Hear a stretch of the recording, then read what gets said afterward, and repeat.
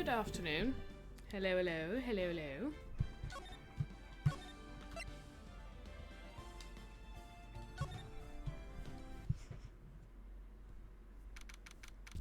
So, last time we ended with a lot of research ready for our final day in court, according to the 3 days of court rules. Also, why is my screen? Give me a sec.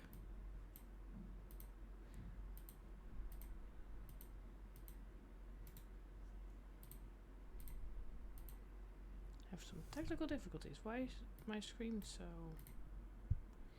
small? Give me a sec.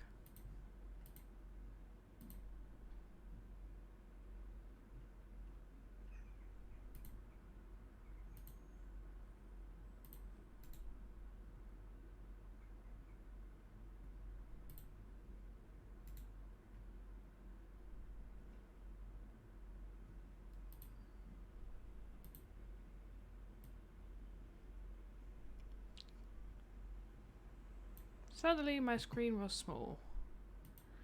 Hi. Yeah, I'm working on that. I don't know what happened.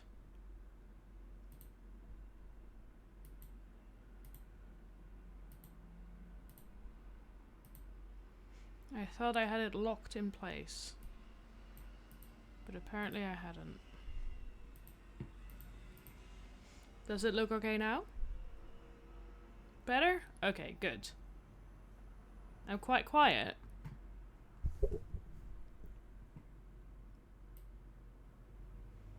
Me or the game? Because the game's currently not making sound anyway. My screaming software updated. Which means sometimes a lot of the things decide to do their own thing.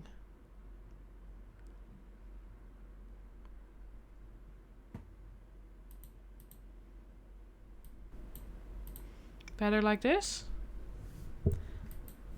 Huh. You'll just turn it up. Okay. You turn me all the way up. Interesting. It's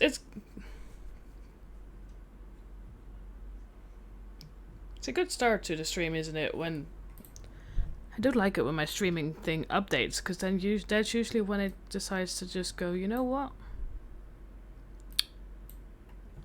Let me just reset everything, even though I had the settings. Am I now... I'm sound good? Okay. Either way. I don't know. Where were we? We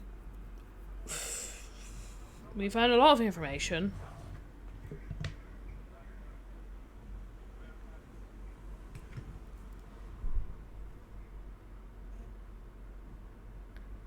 Last time.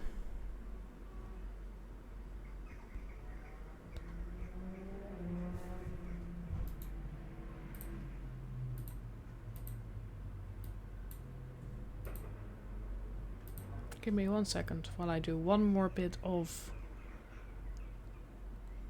There we go. Okay. Okay, so, welcome. Good afternoon. Sorry for the technical difficulties at the start. Last time, I'm gonna have to have a look at our pieces of evidence just to remember. Yeah, we snuck into Gant's office. We got Gumshoe... Not Gumshoe, what's it called? Inspector Gumshoe. Inspector Gumshoe fired by doing that. We figured out the 7/7s. I think that is gone, wasn't it? We figured out that he had lost his card, so somebody used his card. We figured out that that was... So the cowboy man was the one that stole the card and got in pretending to be him, using a rubber glove to cover the evidence locker.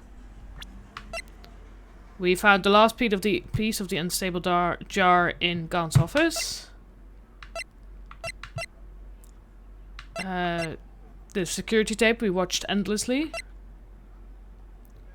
We had the Joe Dark killings, which everyone was involved in. And our... And he died, didn't die because of that, which was the brother of the other dude.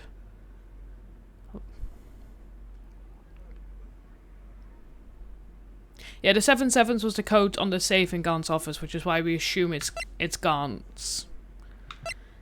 And the last of the Joe Dark killings was an attack on and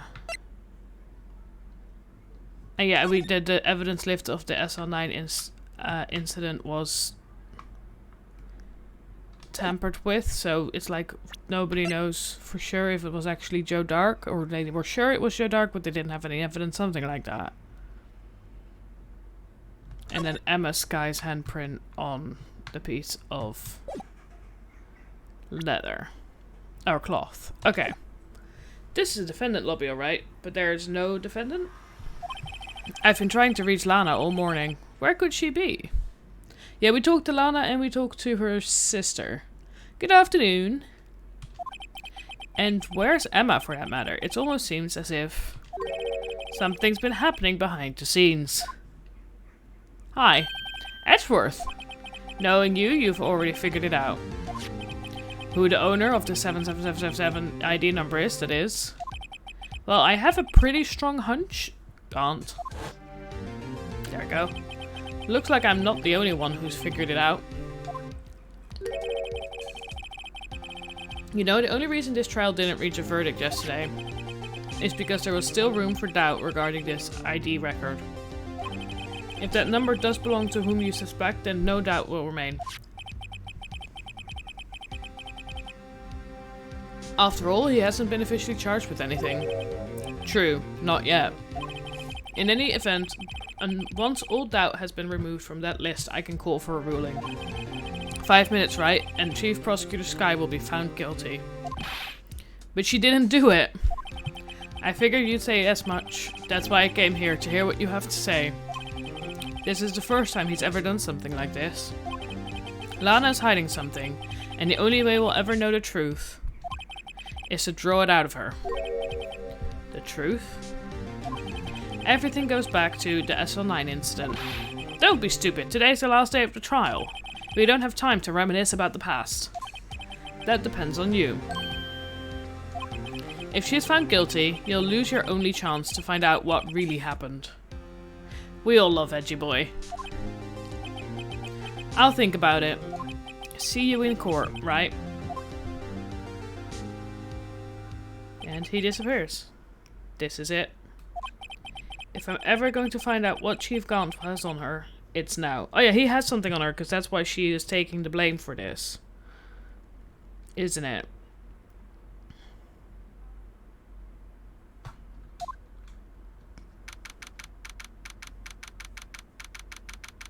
February 25th, 10 AM.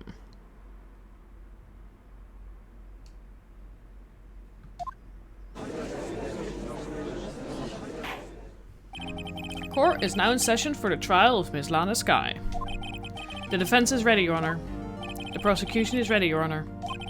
Normally, this is when the prosecution puts forth its opening statement. But before that, the police chief has a proposal to make. Chief Gan? I agree that would be a great end to this.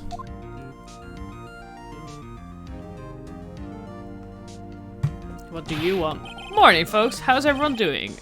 Hey, Udgy. Been back to the pool yet? No, I've been drowning enough as it is in my work. Oh, that's a good one. Don't think I can top that. If you don't mind me asking, Chief, exactly what is this proposal of yours? I love when the prosecution and the defense are both just together against the police in this case. Or against him, really. Lana, that is to say, the defendant, has asked me if she could speak directly to the court. She wants to do what? Having heard what she intended to say, I feel she should be granted her request. In the end, it should save everyone a lot of time and trouble. She is gonna confess, isn't she?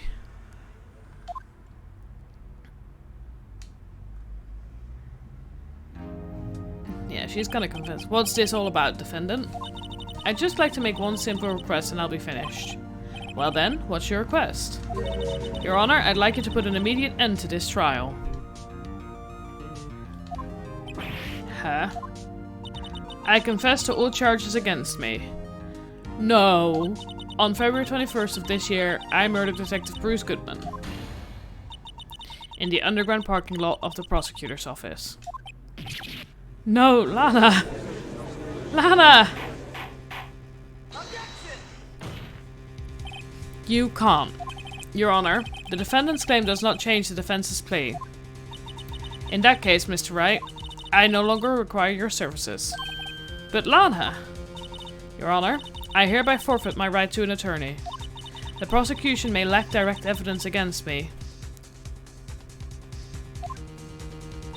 but it has sufficiently proven its case through testimony and circumstantial evidence. I would like you to render your verdict now, if you please. Lana, what does he have? What does he have on you?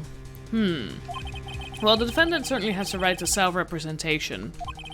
Her request is legally valid, although this is an unprecedented situation. Indeed, it appears there is no further need to continue this trial. Even if Mr. Wright may feel otherwise. This can't be happening. It appears the time for the verdict has arrived. This court finds the defendant. What is she holding? One moment, Your Honor. Mr. Edgeworth? The prosecution has not yet proven the defendant guilty beyond reasonable doubt. Any ruling at this stage would certainly be premature. Come now, Worthy. I understand this is a difficult time for you. But why don't you just be a good little boy and keep your mouth shut, huh? No, no, no. I don't think I care for your tone, Chief Gant. What? Creating another fabrication to cover up your past mistakes. Sorry, but I'm no longer the naive little boy you would have me to be. With this sudden confession from the defendant, it's obvious to me some kind of deal was struck behind the scenes. He is a creep. Some kind of deal, Not everyone operates as you do, Worthy. I thought so. Your Honor, the prosecution would like to change its first witness. Oh, to whom? It's its first witness the prosecution would like to call Miss Emma Skye. I request the court hears her testimony. He's become edgy man. Mr. Edgeworth, I am exercising my rights to self-representation. I don't think we need to continue. I don't care what you think, Miss Skye. The exposure of truth sometimes results in tragedy. However, no matter how tragic the truth may be, it would be an even greater tragedy to avert one's eyes from it. I agree. Very well, the court shall grant the prosecution's request. That's okay with you, right, Chief Grant? Edgeworth is great, I agree. Worthy, you'll live to regret this, mark my words. Miss Emma Skye, please take the stand. Looks like Edgeworth has decided to take the horse by the reins. I do feel bad for Emma. Now then, witness, please state your name and occupation. My name is Emma Skye. My occupation? I'm Lana's little sister and I want to be a scientific investigator. 2 years ago, you encountered the serial killer Joe Dark of the Joe Dark killings. Is this correct? Yes. I'm trying my hardest to forget about that though. I'm sorry, but I'm afraid I'm going to have to ask you to recall those events one more time.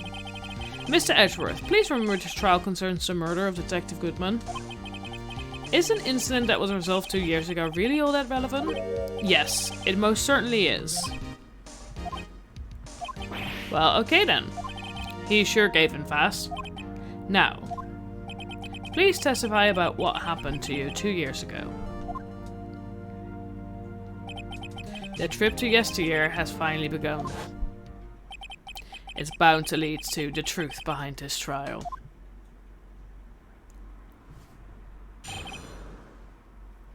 2 years ago. I was waiting in my sister's office that day. A man came running in and took me hostage. Neil Marshall rescued me, but I'll never forget what I saw in that instant. He does out-stubborn everyone. The man raised up his knife and stabbed Mr. Marshall in the chest. It's a good thing you weren't harmed. I passed out. I don't remember much. That's understandable. However, please tell me, Miss Edgeworth, what does this testimony have to do with Detective Goodman's murder? Edgy is on our side now. That will soon become apparent, Your Honor. You've got to admire him for his courage, considering he has no evidence. Very well, the defense may begin its cross-examination. I'm sorry, Emma, but I'm gonna have to do this to you. Let's press everything. 2 years ago, the defendant was a detective at the police department, correct? Yes, she was second in command under then Deputy Chief of Police Gaunt. My sister, she was the best detective ever. Yes, I remember. Deputy Chief Gaunt and Miss Sky used to be quite the pair. I believe they shared the same office? That's right. I'd always sit at my sister's desk and dream about playing that organ. I wanted to play it that day too. The police department and the prosecutor's office held a ceremony that day. Was there still defense after he was dismissed? Who cares at this point? We just want the truth. Lana promised to take me to dinner after she finished her work. A man came running in and took me hostage. A man? Yes, Joe Dark. He was a serial killer. Joe Dark was brought in for questioning on the day of that ceremony. We were desperate to get anything to him that would lead to an arrest. When he saw his chance, he fled the room, right? Upon fleeing the room, Dark proceeded to take the elevator. He must have been in a panic because the elevator was going up. Then he ran into Sky and Gant's office. There was a lot of noise coming from outside, so I opened up the door to have a look. That's when I saw him. Okay, I have one thing. Yeah, we should be playing edgy now. I have one thing about the court records. Give me a sec. Because there's like, in this picture, this vase is behind. So nobody mentioned what actually happened to the vase. Like, it's evidence in the SL9 incident. But I'm assuming it's not on the evidence list that was actually used for the SL9 incident trial.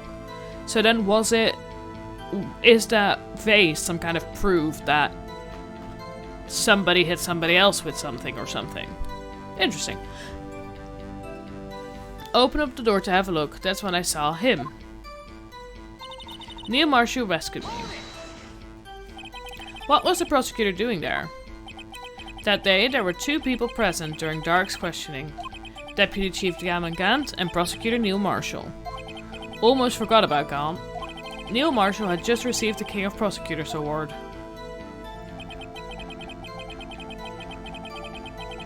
Young and dedicated, he went straight to the question room after the ceremony.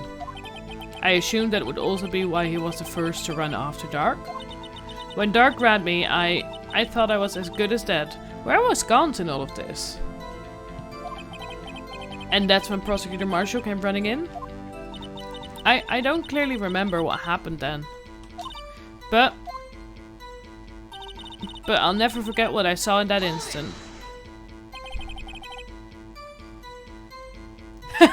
Yeah, I'm trying to talk without, like, I'm trying to, like, one, where is Gaunt in all of this? Two, what happened to the vase? Because if there was a knife involved, why is the vase covered in blood and fallen over? So, it's like the names need to come back to me. Did, like, somebody else, or like Gaunt, use the vase to hit somebody over the head? Although we don't have any evidence of somebody being hit over the head. I know I'm very articulate sometimes, it helps, doesn't it? But I'm like, Was that vase used to hit somebody, or is the vase just evidence because it's covered in blood? But then why did they want to get rid of the evidence? And why also only one small piece of it? Because the whole the whole vase was in the lockers, except for one piece. So why was that then in a locked safe? Does that piece have... It will probably become clear later. I'm just really... There's so many loose ends on this. And I know that we're on the last day of it, so all the loose ends won't be neatly tied up at this point. But I'm just like, I'm so lost on the loose ends. I'm trying to like predict things, and I have looked at the face, haven't I?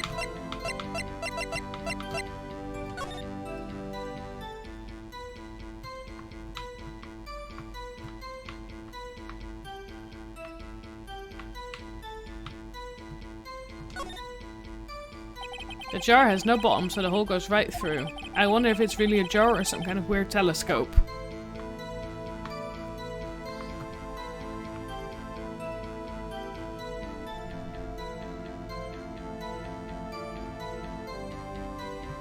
Was that... I thought...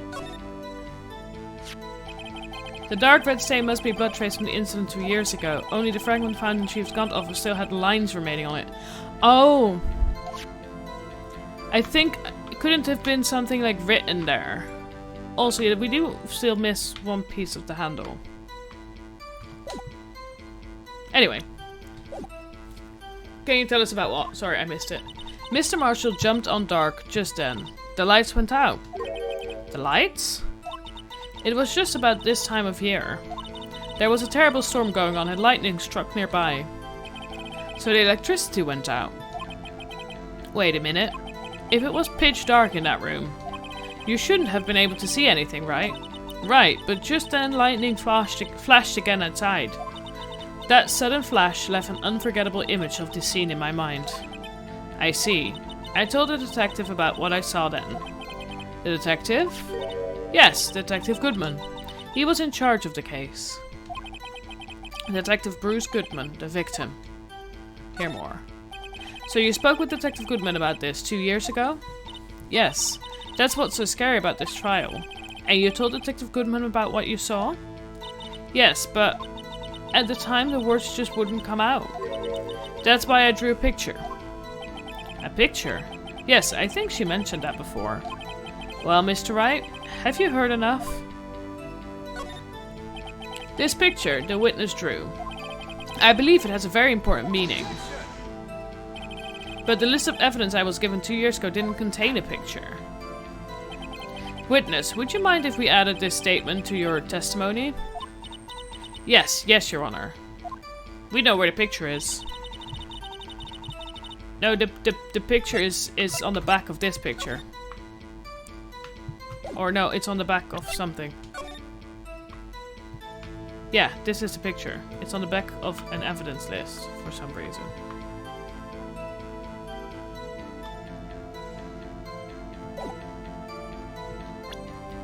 I drew a picture of that scene once, but it seems to have been lost. You drew a picture of the scene you witnessed, right? Yes, I wanted to do everything I could to help the investigation. I can still see it now, whenever I close my eyes. That's strange. I took over the case from I took over the case after Prosecutor Marshall died. Yet I never received any picture. Perhaps the witness is mistaken? But I did draw it, I swear. I'm not just imagining it. This picture that Emma drew, that reminds me. I guess I should check the evidence again. Well, anyway, let's continue. This scene that imprinted an image in your mind. Can you please describe it to us? The man raised up his knife and stabbed Mr. Marshall in the chest. I'm gonna listen this out and then present the picture. That must have been a real shock. Even now, when I close my eyes, I can still see it just as clearly. Tell us, what were you doing at the moment? I believe you testified that Joe Dark was holding you hostage. When lightning struck and the lights went out, Mr. Marshall jumped on Dark. I was thrown aside and the two began wrestling each other.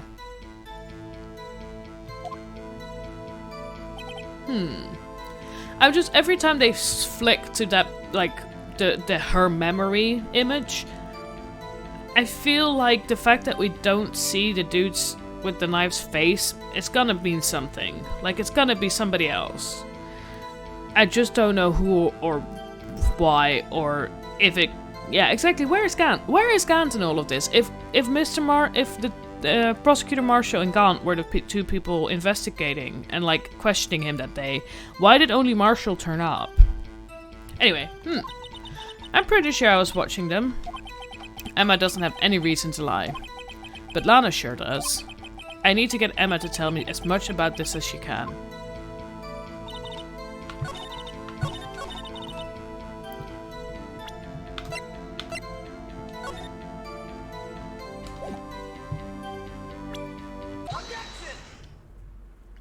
Mr. Edgeworth, this little girl put all her heart into drawing that picture. And yet you would insist on denying its existence. Yeah, Gaunt is what I'm thinking. Did Gaunt murder Marshall? That was my thing, where Gaunt also has like the spiky white hair. And yet you would insist on denying its existence? Huh? Hey, I'm not the bad guy. All I'm saying is that as the prosecutor for that case, I wasn't handed such a picture. That may well be, but that doesn't mean it doesn't exist. Behold, this is the evidence list for the SL9 incident. Please turn it over, Your Honor. Turn it over? Turn it... Ah! What's this?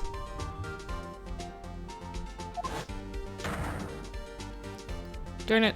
Yes, what is that? Hey, that's it! That's the picture I drew. He is a good boy. Indeed, two men appear to be wrestling here. What's the meaning of this? What are you doing with that list? Me? Only the prosecutor in charge should have access to that list. Huh? These lists, they're different from each other. What? It would appear, Mr. Edgeworth, that the evidence list you were handed 2 years ago was incomplete. These two lists fit together to form one. You can see the marks here where they were torn apart from each other. So you see, Mr. Edgeworth, it's quite obvious what happened. 2 years ago, only half of the evidence in that case ever reached you. What? What? Order, order. We are getting somewhere. But, Miss Skye, why did you draw your picture on the back of such an important list? Because that's what Detective Goodman handed me in the questioning room, Your Honor. Wait a minute. If this list was torn in half, then that means... Your Honor, are you alright, Mr. Wright? Your eyes are bulging from your head. If the evidence list was torn in half, then there might be more of the drawing on the back of Mr. Edgeworth's list. Yes, that's quite conceivable, Mr. Edgeworth. It's possible. Let's see. Did you never look on the back of this piece of paper? Dude, is something wrong? Do you even have to ask? Sorry, Your Honor. There is indeed something drawn on the back of my list, and it made me have a mental breakdown for a sec. It's that thing. What?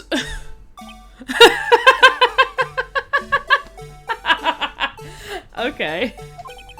That's that thing. Everybody's just... See, they're just as of course, words now fail me. They're just as good as words as I am. That thing that was dancing in the evidence room. Clearly, this act of vandalism is the work of a certain chief of detectives. I guess he was out of scrap paper. Evidence list restored and updated in the full record in the court records. I want to have a look at it. Very well, witness. Can I have a look? Can I have a look?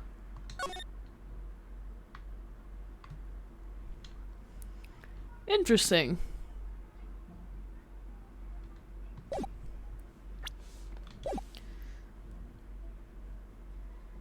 I love how everybody just calls it that thing. I don't mind the blue badger, but I do find it sort of funny how everybody dislikes it. Will you please testify about this picture you drew 2 years ago? I have a suspicion it's gonna mean something. Huh? Oh, yeah, yes, sir, Your Honor. What's wrong with Emma? She seemed to be thinking about something when she was looking at the picture.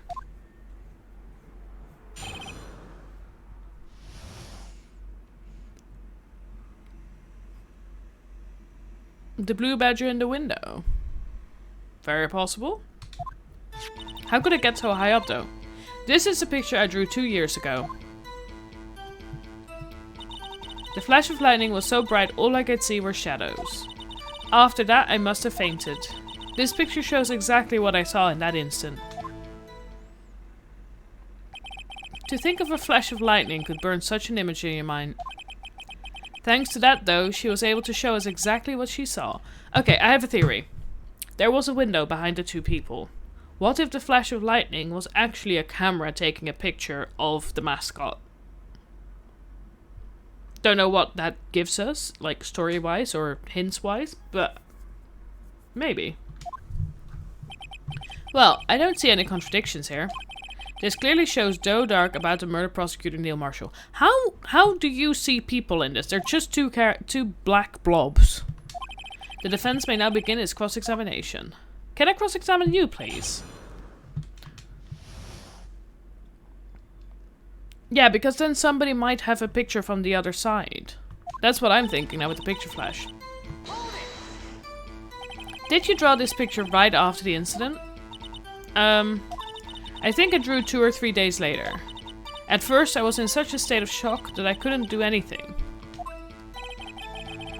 During that time, the investigation team was reorganized. Detective Goodman was placed in charge, under the direction of Damon Gaunt and Lana Skye. 2 or 3 days later. The memory should still have been fresh in her mind. Excuse me, witness. But can you please tell us why this picture is painted all black? The flash of lightning was so bright all I could see were shadows. So at the time you didn't even know it was Mr. Marshall who had come to your rescue? No, I couldn't see him clearly. The lightning was so bright, and I was knocked to the floor. You were knocked to the floor? Dark had a tight grip on me, and when Mr. Marshall jumped on him, I was knocked away. I turned around, and that's when the lightning flashed. I'm just gonna pause on this picture for a sec. Because the dude on the floor is definitely Marshall. I'm just like, okay, if the dude stabbing Marshall is indeed Gaunt, then where is Joe Dark? Because she did see Joe Dark before when he held her hostage, so he should still be in this room. I turned around and that's when the lightning flashed. Poor Emma. I'm just glad she wasn't hurt. What happened after the lightning flashed? My thing though is, this is all on like the top floor of the building, so if it is indeed a window and a picture and all of that, how high did these people go to take that picture? After that, I must have fainted. You mean you didn't see the actual murder take place? No, I'm sorry.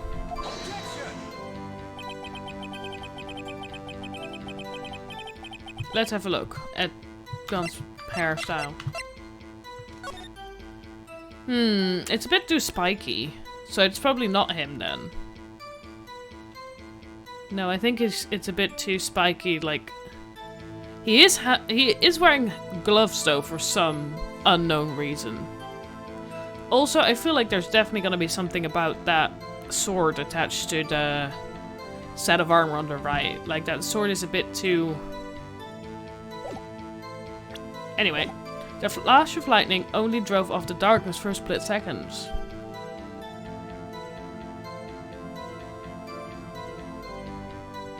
No, it's not very onion.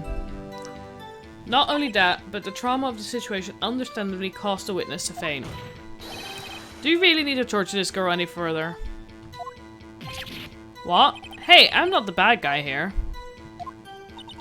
Anyway, this picture. This picture shows exactly what I saw in that instant. Sorry for asking so many times, but are you sure you drew exactly what you saw? Of course, this is the exact scene. It wasn't influenced in any way from your talks with the detectives? Are you insinuating we somehow manipulated her memory, Mr. Wright? No, of course not. I'd better watch out, or he might find some way to cut my salary. I drew this picture before I heard anything from the detectives. So I don't think anyone's story could have influenced me. Mr. Wright, is there something that's bothering you about this picture? Huh? Oh, well... That's strange. She claims this is exactly the scene that was imprinted in her mind. And yet, there's clearly a contradiction here.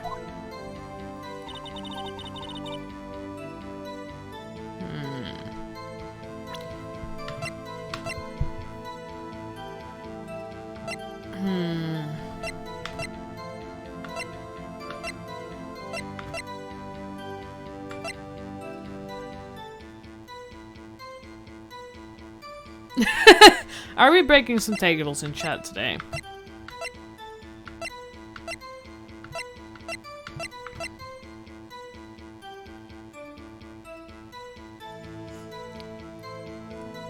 Okay, I have one question already. In the drawing, the knife is already dull, while Wait, is that it? I'm gonna have a quick look at other evidence. Give me a sec. Because in the drawing she drew, the knife was already dull. So that could be based on the knife she did on this evidence knife. Yeah, exactly. It looks like he's stabbing him with a ruler. Right? Okay, we're gonna go to that point. And then present him, or present the court with the knife.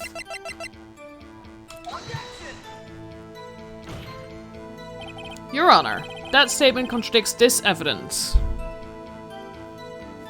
Or she saw the evidence knife afterwards and was influenced by the police to say that that's what she saw.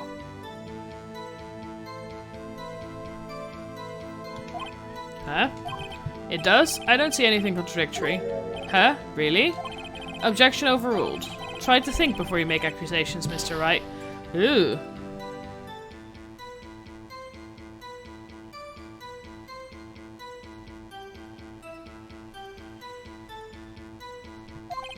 Whoops, that didn't go so well.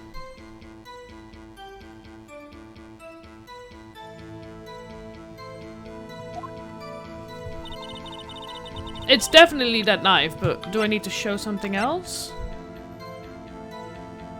Yeah, it feels very much... The judge... Okay, what? Okay, so if she did see... Then she would have seen the second knife stab. Right? Because the knife broke in the victim.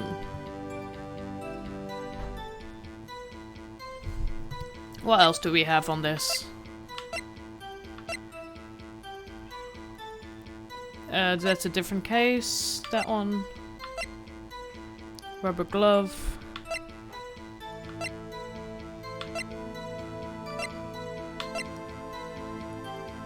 Anything in here? New Marshall. That's nothing useful.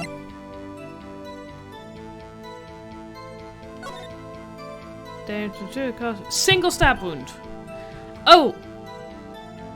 That, yeah, was there a second stab? That is exactly the right... Yes.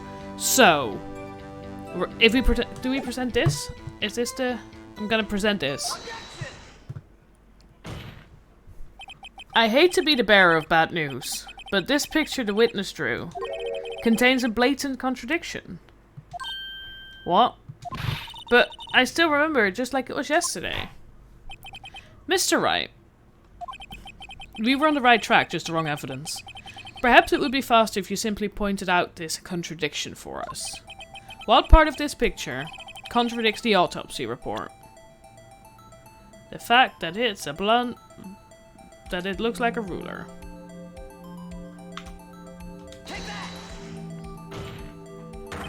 The contradiction, of course, lies here. Take a look at the knife the man is holding. If you look closely, you can see its tip is broken. Even I don't have to look closely to see that, Mr. Wright. Mr. Wright, look at the evidence. See the murder weapon? Its tip is broken too. If I recall, the tip of the knife was found broken off in the victim's body. It was the conclusive piece of evidence that proved Joe Dark was the murderer. I'm afraid it's not so simple, Emma. And where, pray tell, could you possibly see a problem? It's obvious, really. The victim suffered a single stab wound to the back. If the victim was only stabbed once, then the murder weapon should not yet be broken. What's the meaning of this? Perhaps the knife was broken beforehand. Why was the point in his body then? Sorry, but I'm afraid that's not possible. The tip of the knife was found inside the victim's body. Exactly. If it was broken beforehand, it couldn't possibly wind up there. Agreed. That's right, but what does this mean? It means Emma was shown the weapon. The tip of the knife was undeniably discovered within the victim's body. The only possible explanation is the witness's memory is mistaken. That's why I asked her so many times, so she was sure she remembered correctly. I believe you were annoyed at the time, but she was sure she remembered correctly. But there's no other way to explain this inconsistency. Not so fast, Mr. Edgeworth. There is another explanation. Somebody showed her the knife. Have you forgotten already? About a little something called falsified evidence? You're treading on thin ice, right? All I'm saying is that this broken knife tip might be the piece of evidence that was forged. We can't deny the possibility. No. Ah.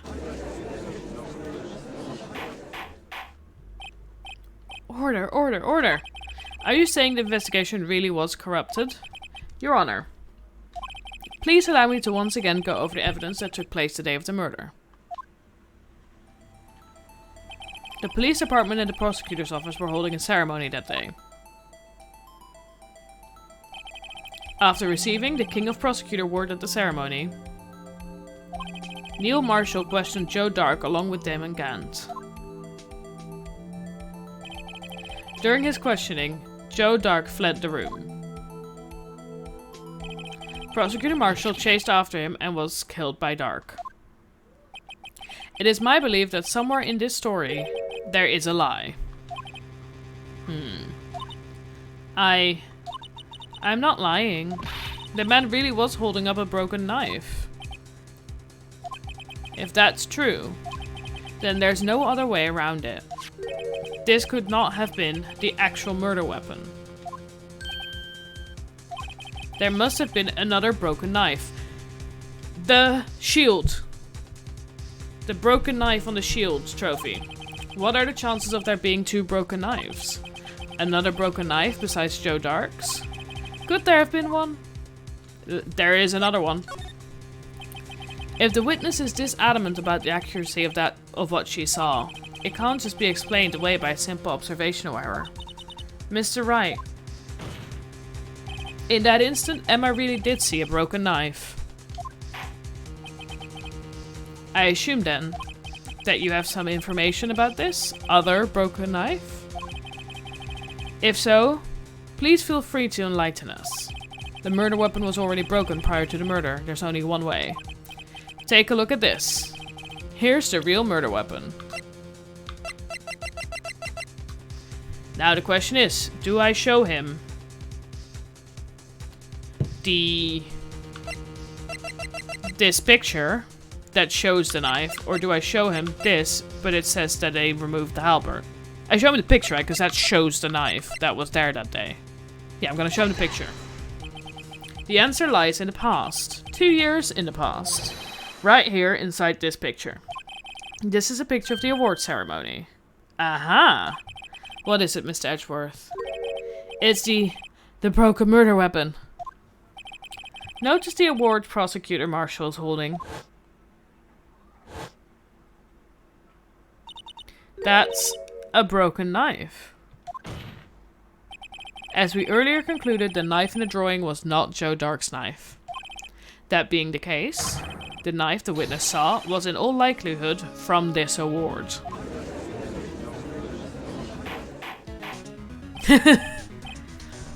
Order, order, order! Neil Marshall was awarded King of Prosecutors that day. As an award, he was given this broken shield and knife. When he chased after Joe Dark, he pulled out this knife. Being a prosecutor, he did not carry a pistol.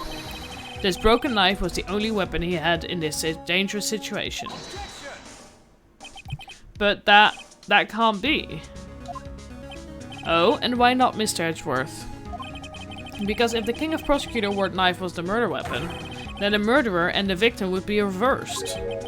What do you mean? I mean, this man raising a knife would have been Prosecutor Neil Marshall. Ooh, God. The plot thickens, everybody.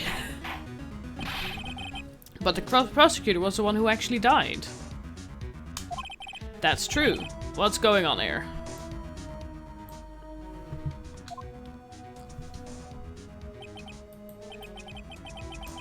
It seems Mr. Wright has been a bit too eager to jump to conclusions.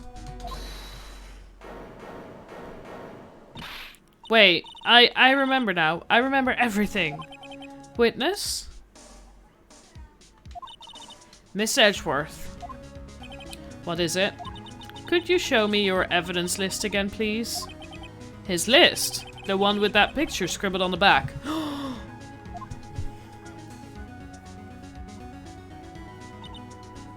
Or could it have been Gaunt that drew the knife out of the prosecutor thing? I knew it. This picture. I'm the one who drew it. What? You drew that? That's right. The list wasn't torn in half at the time I drew this picture. She was on our side. At this time, I've been trying so hard to forget. I must have locked this part away deep inside me. Perhaps it would be best if we added this to the witness's testimony. Would you please tell us what you've recalled, Miss Skye? Yes, Your Honor. First a knife mix-up, and now the blue badger? This should be interesting. Okay. When I saw that man raise his knife, I panicked and rushed towards both of them. I think I knocked away the man with the knife. Just then, there was another flash of lightning, and that's when I saw the blue badger. He wasn't in the room, but I'm sure I saw his shadow. This is certainly most unusual. Try impossible.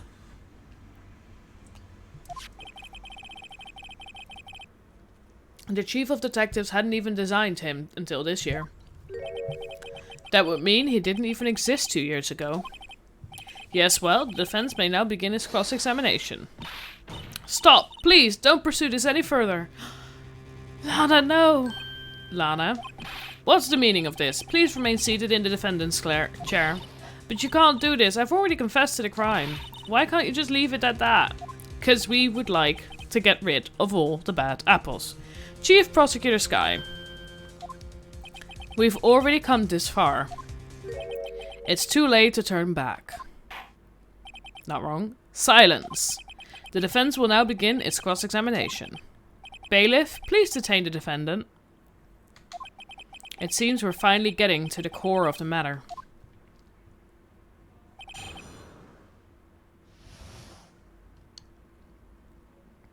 Whose silhouette looks like the badger? Whose silhouette looks like the badger?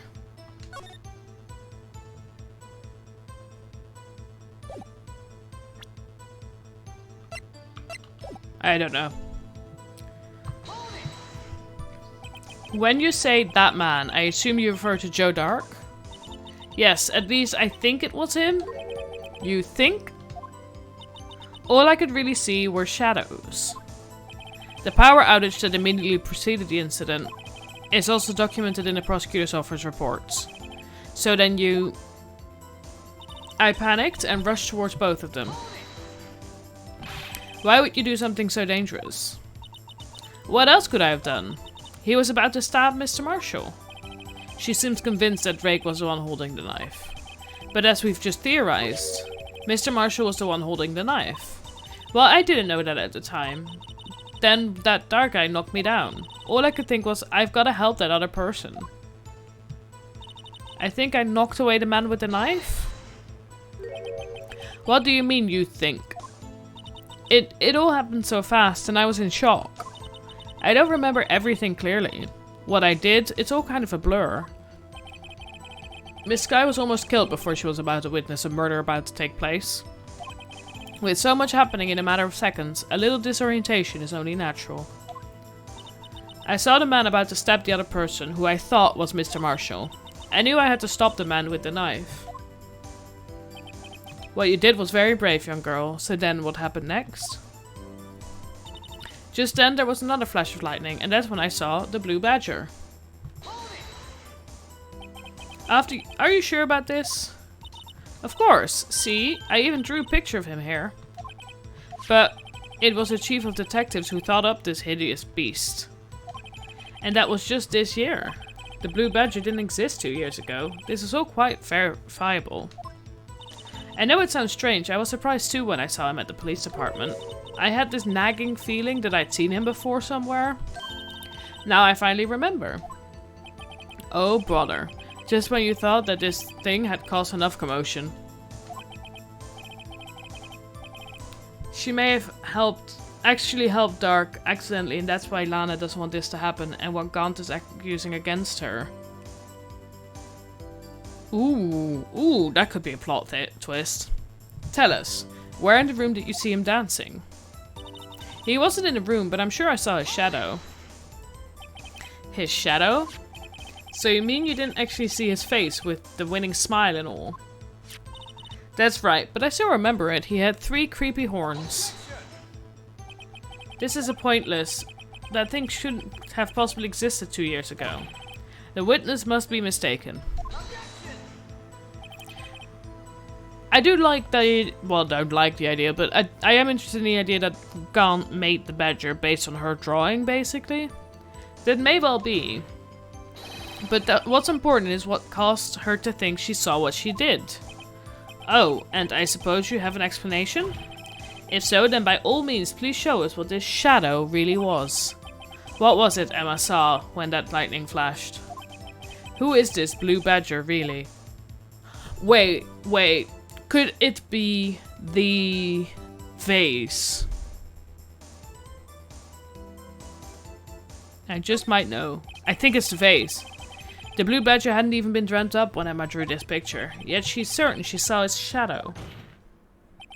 Ladies and gentlemen, it is the defense's belief that on that fateful day 2 years ago, I'm gonna check to be sure.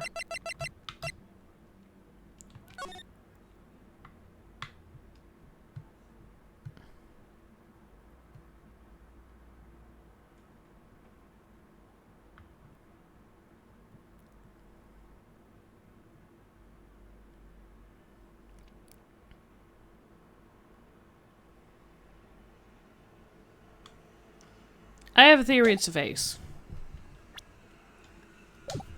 It's the defense's belief that on that fateful day 2 years ago, there indeed was something that looked similar to the blue badger. Something that is now sitting in this very room.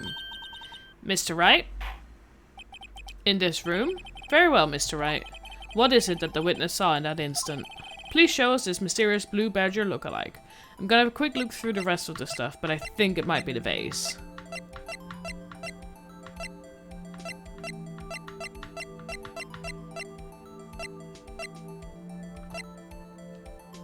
I'm gonna present the face. Yeah, I think the foot is the third as well. The mysterious blue badger was in fact this. But that's... what exactly is that? I believe it's some sort of jar? But Mr. Wright, that doesn't look anything like the blue badger. Indeed it doesn't. As it stands now, it's just a plain jar. However, what if we were to change our viewpoint? Our viewpoint? I've got to show them the correct angle to look at this form.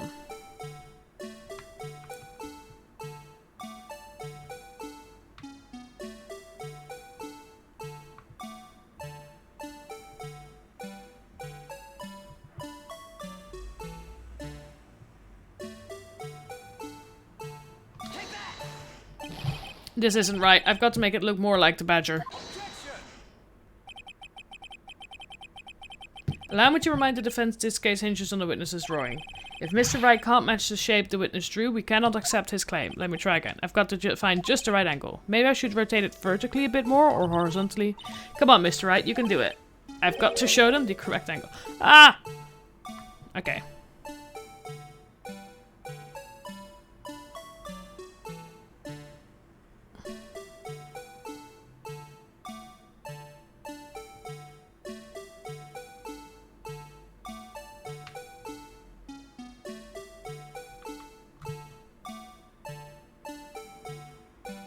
Found it.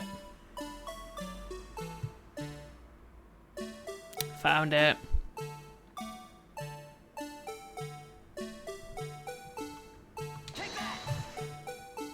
There we go. Well, is this a miracle or what? No one can possibly deny this jar's resemblance to the blue badger.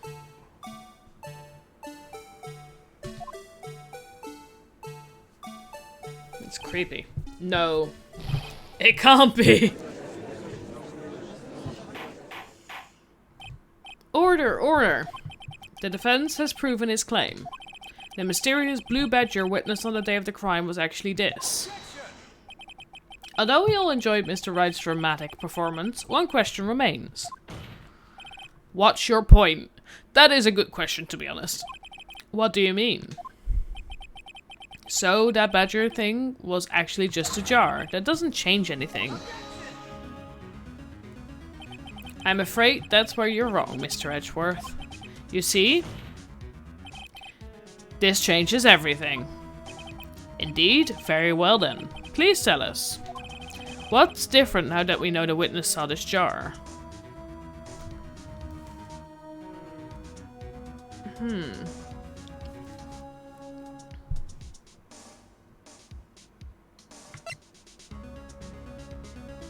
What is different?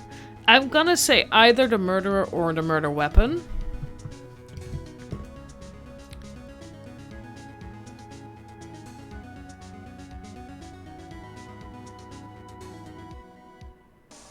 Because location also changes, yeah, because of the picture, it's now it's at her desk, not at... Let's go with location. I'm just trying to follow chat. It was in the room where the prize was given, not the office. Oh! Was it? I thought that picture was taken in the office. Maybe I was wrong on that. Let's go. Allow me to take these in turn. Oh, we're gonna do all of them? At the moment of the murder, the witness saw this jar. At a very specific angle, I might add, Mr. Wright.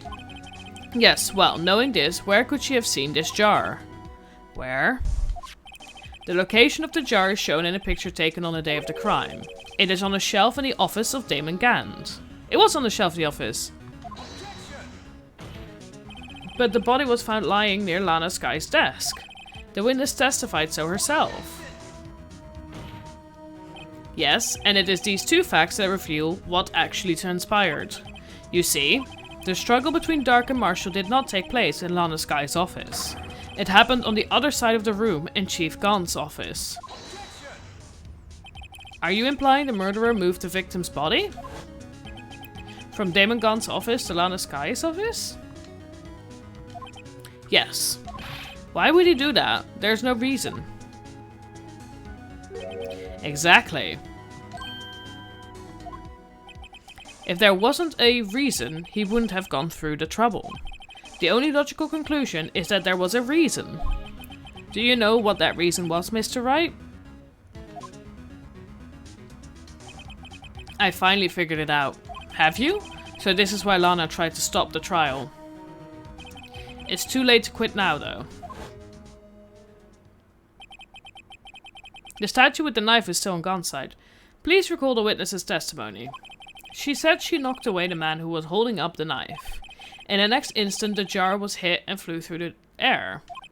Now tell me, what could have sent the jar flying? That would have to have been the impact the man made when he was knocked into the wall. Ladies and gentlemen, if I may draw your attention to this picture once more. Oh, it was an accident. If the man was knocked in the direction of the shelf the jar was sitting on, what would he have hit? She killed Marshall. It was Marshall. So it was Marshall who tried to take down the guy on the floor. And because of that, and then because Emma tried to push away Marshall, he got pushed into the statue with the knife.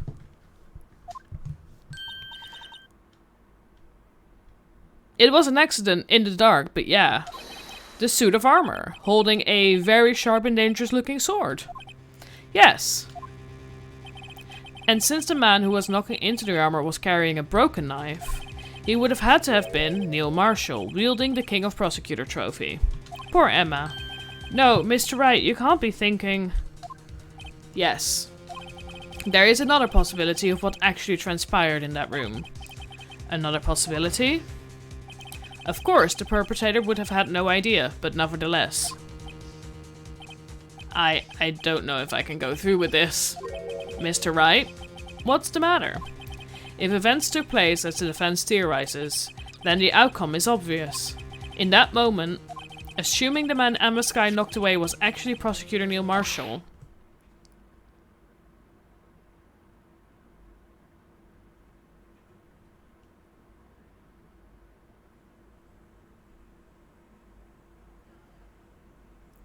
poor Emma. You mean Mr. Marshall died and because of me?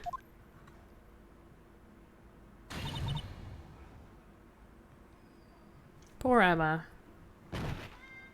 She fainted, didn't she? It is really sad. I never imagined her testimony would lead to this. So it was the witness who took the victim's life, and then proved so with her own testimony. This is unprecedented.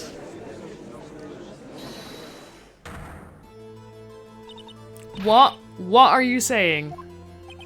I'm sorry, Miss Skye, but given the circumstances, Joe Dark murdered Prosecutor Marshall. How can you think it was Emma? How dare you try to pin the crime on her? Oh, we've got a agitated Lana. Imagine that coming from you. If you recall, it was you who admitted to forging evidence 2 years ago. The reason you moved Prosecutor Marshall's body was to keep anyone else from finding out about what Emma did, wasn't it? I assure you, Mr. Hedgeworth, I have no idea what you're talking about. If you hope to have anyone believe your insane allegations, I'm afraid you're going to have proof. Tell me, do you have any conclusive evidence that proves my sister killed Neil Marshall?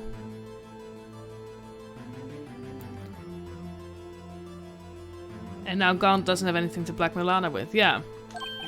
Evidence? I'm willing to bet you don't. Yes, it certainly would be difficult to prove this was evidence. If we don't have evidence, then we'll have to rely on testimony. I'm afraid that won't work in this case. Both parties involved in the incident are dead. We certainly can't get dead people to testify. This has all been a wild goose chase from the beginning. Ooh, Edgeworth. Touché, Miss Skye. Of course. That only leaves us with one possibility. You mean there's still another possibility? What do you mean, Mr. Edgeworth? I mean the possibility that the victim has left us a message.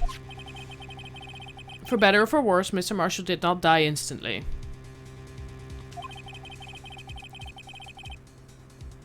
Why has Gaunt killed Goodman is still a good question. He may have left behind the name of the person who took his life, in one manner or another. That's That's impossible. Well, Mr. Wright, this is the only possibility left to you. A message from the deceased. The blood on the face. Does such a message exist? I've got to think back to the court record. The real murderer's name that the victim may have left behind is in the evidence. It always is. This message from the deceased is already in our possession. Mr. Wright, let me check. Your 10 minutes weapon found in wound was missing tip.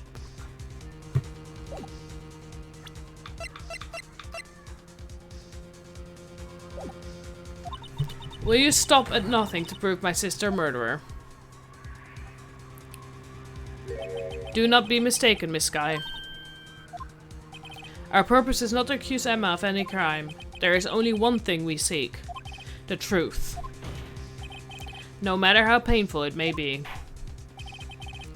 Now then, Mr. Wright, please show us the piece of evidence that conveys a message from the deceased. Let me have a check.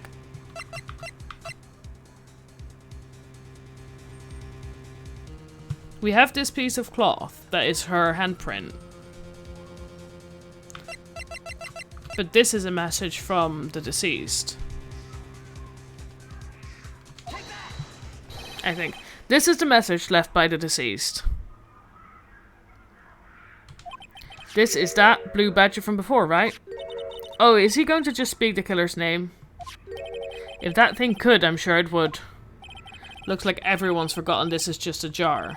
A message was left here, on the surface of this jar. What do you mean? If you look closely, you can see a faint trail of blood on this jar. It looks like someone wiped the blood away. Yes, but notice. For some reason, the blood on some of the fragments was not wiped away. It's an E and an M, isn't it? Yes, there is a line here, drawn in blood. So what you're saying is these dots were once lines? Prosecutor Marshall did not die instantly. He used a few precious moments left to him to leave behind a message. One that someone apparently wiped away. But blood must have seeped into the jar where the lines changed directions. Precisely so. All we need to do is connect these points, and the victim's message will become apparent. No. Mr. Wright, what kind of message did the victim leave for us? Your Honor, I believe these bloodstains reveal to us the answer. I've got to connect these dots to make letters. There's only one thing the victim would have written, given the circumstances. His murderer's name.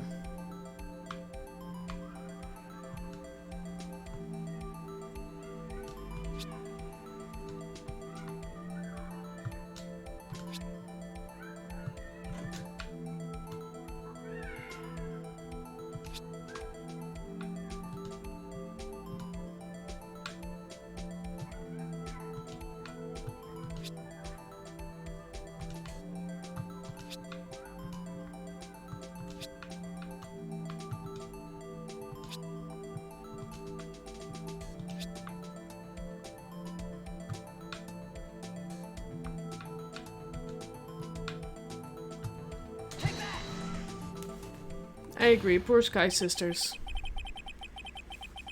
It's a defense attorney's duty to prove their client's innocence. That's why all I've been thinking about is saving Lana. After all my efforts, I never thought it would turn out like this. Emma.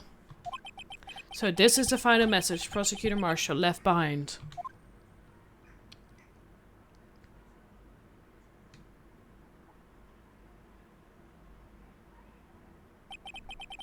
Of all people, she may not have meant it, but in the end, the one who took the victim's life was Emma Skye. So what this proves is that at least the Joe Dark wasn't the killer for that case. But that case was like the big case in that, like, serial killers, so maybe they got the wrong person or something like that. Yeah, Gaunt kept it in his safe as blackmail. Seaworthy. Can't say I didn't warn you. Of course, Chief Gaunt. Do you understand the implications of what you've done? What? What are you talking about? 2 years ago, Joe Dark was sentenced to death. He was convicted because of his final murder. I believe you were the prosecutor in the case, were you not? Ha! Yes, Worthy. Because of you, an innocent man was sentenced to death. Not only that, but you used forged evidence to ensure his conviction. That's what I'm now thinking. Oh, I missed everything that just happened. But Joe Dark really was a serial murderer. That's undeniable. I'm afraid that's not important. Didn't you know we aren't defenders of justice? What? We're merely keepers of the law. Sentencing a man to death is no light matter. Even if there wasn't any cover-up or evidence forgery. Ultimately, the responsibility falls on the prosecutor in charge. I missed what just happened before the objection. Despite what anyone may say, this fact cannot be denied. It isn't undeniable, yeah. What's going on at the prosecutor's office? They might have sent an innocent man to his death. How can he just stand there like it wasn't his fault? Order! Order! Order! The gavel's pounding fell on deaf ears. Unable to settle the crowd, the judge declared a recess. Where his trial is headed, no one knows.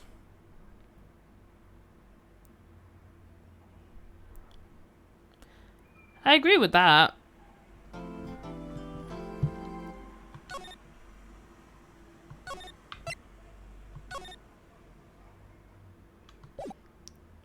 Let's go. 1206 District Court, Defendant Lobby, number 2. Well, a lot of things happened.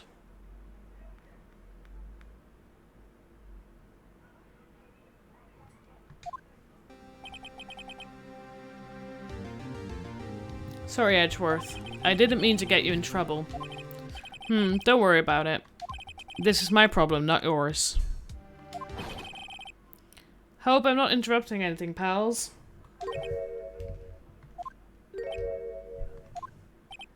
Oh, guess I am. I'll come back later. Aww. Wait, Detective Gumshoe, what is it? You've got a lot of nerve, pal, making a detective run all around while on duty. And to top it off, you call me here? I've seen happier people at funerals. I take it Lana's having you run errands again? Let me tell you, this is the last time, pal. Here, she asked me to give this to you if there was a break in today's trial. Evidence law? Edgeworth was talking about this just the other day. You must know the 2 rules of evidence law. Rule 1, no evidence shall be shown without the approval of the police department. Is that right, Mr. Locke? It seems so. You could at least study some evidence law, really. The chief prosecutor also wanted me to give you a message. A message? She said, if you're planning to take him on, you're going to need this book.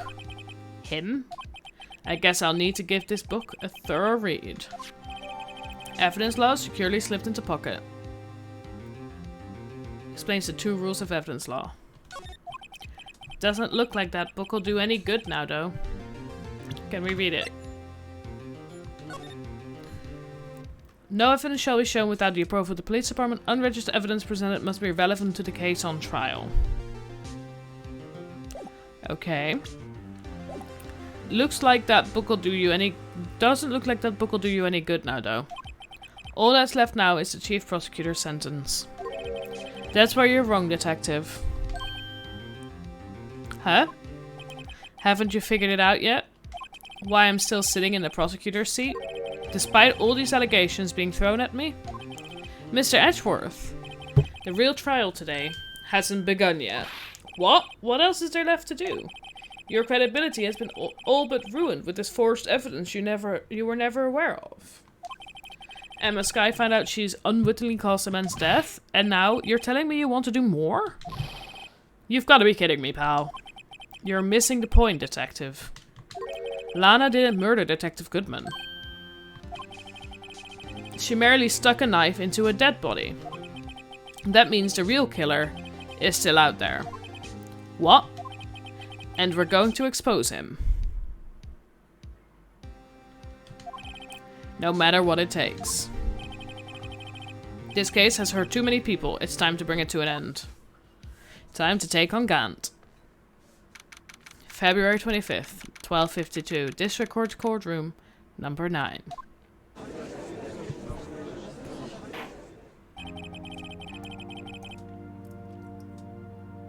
Court will now reconvene for the trial of Miss Lana Skye. They should team up more often, I agree. Mr. Edgeworth. Yes, Your Honor? The Inquiry Committee is planning to impose harsh penalties for your actions. Thank you for the news, Your Honor. Yes, well, normally this is where the prosecution calls forth a witness. But, cuff. This isn't easy to say. You see, there is some concern that you, Mr. Edgeworth, may have, struck a bargain. You think I may have manipulated the witnesses? I didn't say that. It's just, you see, everyone has been talking and... Very well, Your Honor. I have a solution. A solution? That being the case, the prosecution will allow the defense to call forth all further witnesses. What? But there's no precedent for what you're proposing. Undeniably, this is an unusual arrangement. But a very effective one. It would prove that I haven't struck any deals with the witnesses. Well, Mr. Wright, what do you say? Unbelievable. Edgeworth has found a way to continue the trial. Very well, the defense accepts the prosecution's proposal. Then it's settled. The defense may now call forth the next witness. Mr. Wright? You do realize this is your last chance. If you call the wrong witness, this trial is as good as over. The defense calls. The time's finally come to bring out the real murderer. Yeah, no, it's definitely him. Let's go. Damon Gant. The defense calls Damon Gant to the stand. Damon Gant? What does he have to do with this anything? As the defendant's partner 2 years ago, Mr. Gant has first-hand knowledge of the crime. I feel we should hear what he has to say about it. As luck would have it, he should still be in the courthouse. He would also be the least likely to have been manipulated by me in any way. Wouldn't you agree, Your Honor? True. All right, bailiff. Please escort Mr. Gant to the stand.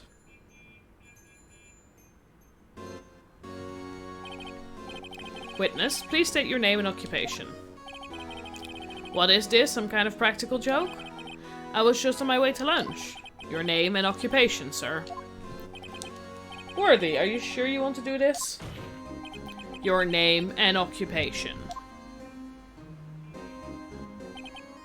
So, you want to play hardball, eh? But please, Mr. Gant. Fine. My name is Damon Gant. I am the acting chief of police. Now then, Chief Gant, the court requests to hear your testimony. Oh, righto, what's with the grim face? First, let's clear up this SL9 incident. Oh, you mean the time when Lana's sister murdered the prosecutor? Personally, I think it's been made pretty clear already. I agree with that. I also can't wait until he inevitably makes that face they all do where they break down and realize they're stuck in a corner. I can't wait for that face. There are still some things unaccounted for. Oh? Like what? Like the role you played in all of this. Son, either you're very brave or very foolish. You are aware, of course, that a police chief has all kinds of weapons at his disposal. Weapons? Sure, take my testimony for example. I don't have to give it if I don't want to. What? Is that true? I'm afraid so. The chief of police has the right to refuse to testify. Of course, such an action carries with it certain risks. Don't worry, I'm not here to hinder your trial. Just remember, if this turns out to be a big waste of time, don't say I didn't warn you. Oh, buddy. Don't think it's gonna be. Very well, the witness may now begin his testimony. The SL9 incident. As I recall, Neil and I were questioning him that day. To make a long story short, we slipped up. That power outage didn't help either. When I went to my office, I found Lana there. Apparently, she had already arranged the crime scene. As you can see, I had nothing to do with the forgery. He is just threatening him in front of everybody. Is that when Drake was arrested? Him? He was lying on the floor unconscious.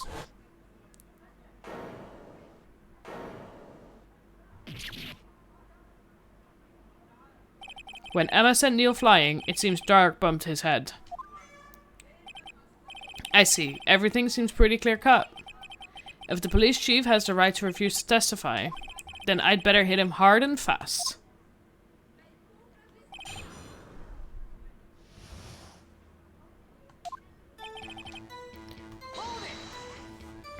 As I recall, a ceremony was held at the police department that day. Yes, that's right. I guess you could say I'm workaholic. After winning his award, Neil was all fired up too. That's probably what spooked Dark and made him run away like that. Was the defendant Lana Skye also present in the room? I don't quite remember. At the very least, she wasn't there when Dark ran for it.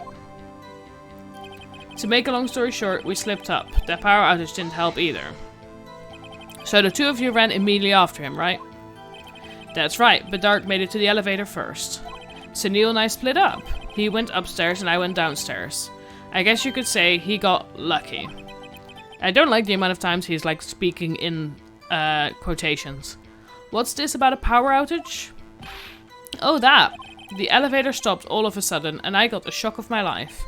Well, probably not as shocked as Neil was when that knife went into his heart though. Dude! That's not funny. It's really not. When I went to my office, I found Lana there. Could you tell us what you saw? It was a shocking sight. Neil and that serial killer were lying in a heap on the floor, all tangled together. Dark was also lying collapsed on the floor. Yes, apparently he hit his head and was knocked out. He is so gross. Next to them were those two poor girls. Lana and Emma.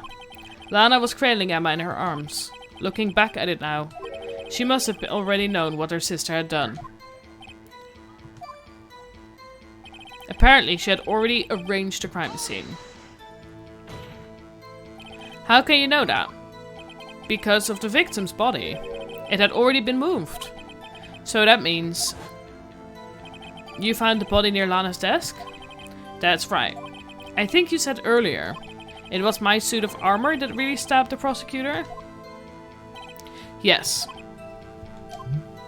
Anyway... As you can see, I had nothing to do with the forgery. So you're saying that the forgery had already taken place by the time you arrived at your office? That's exactly what I'm saying. I can understand how Lana must have felt, but moving a body and hiding evidence are inexcusable no matter what the circumstances. Is that how it really went down? Staring at the witness won't do you any good, Mr. Wright. If you're going to stare at anything, you'd better off staring at the court record. Worthy, always a smooth talker. But which piece of evidence ties Gone to the forgery? Lana did admit to forging evidence, but that can't be the whole truth. Somehow I've got to link Gone to the incident.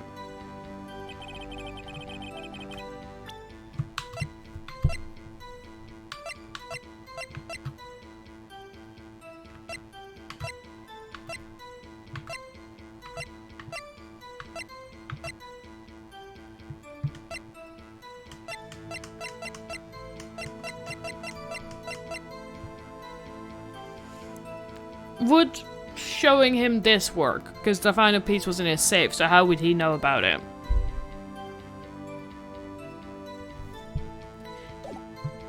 One, two. Yeah, so I'm gonna have to show something for this, because the whole point is that we need to show something that shows that he was part of the forgery.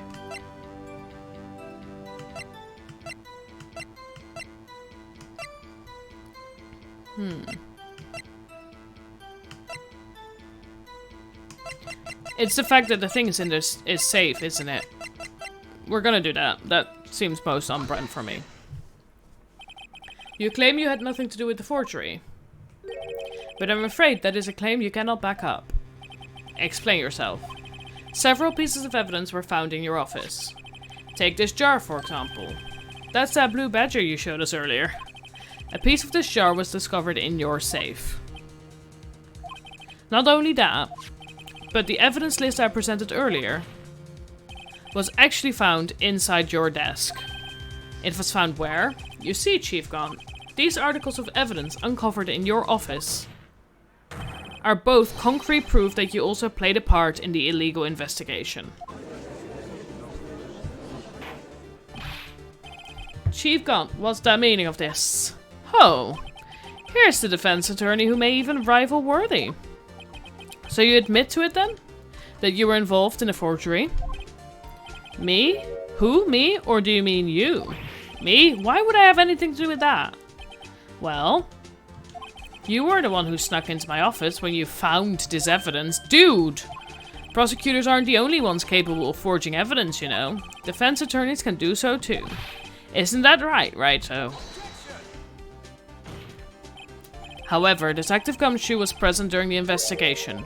Worthy, my boy. Not even detectives are exempt from the law. Rest assured, Dick will receive his due punishment. He's turning it around, yeah. He is creepy. What?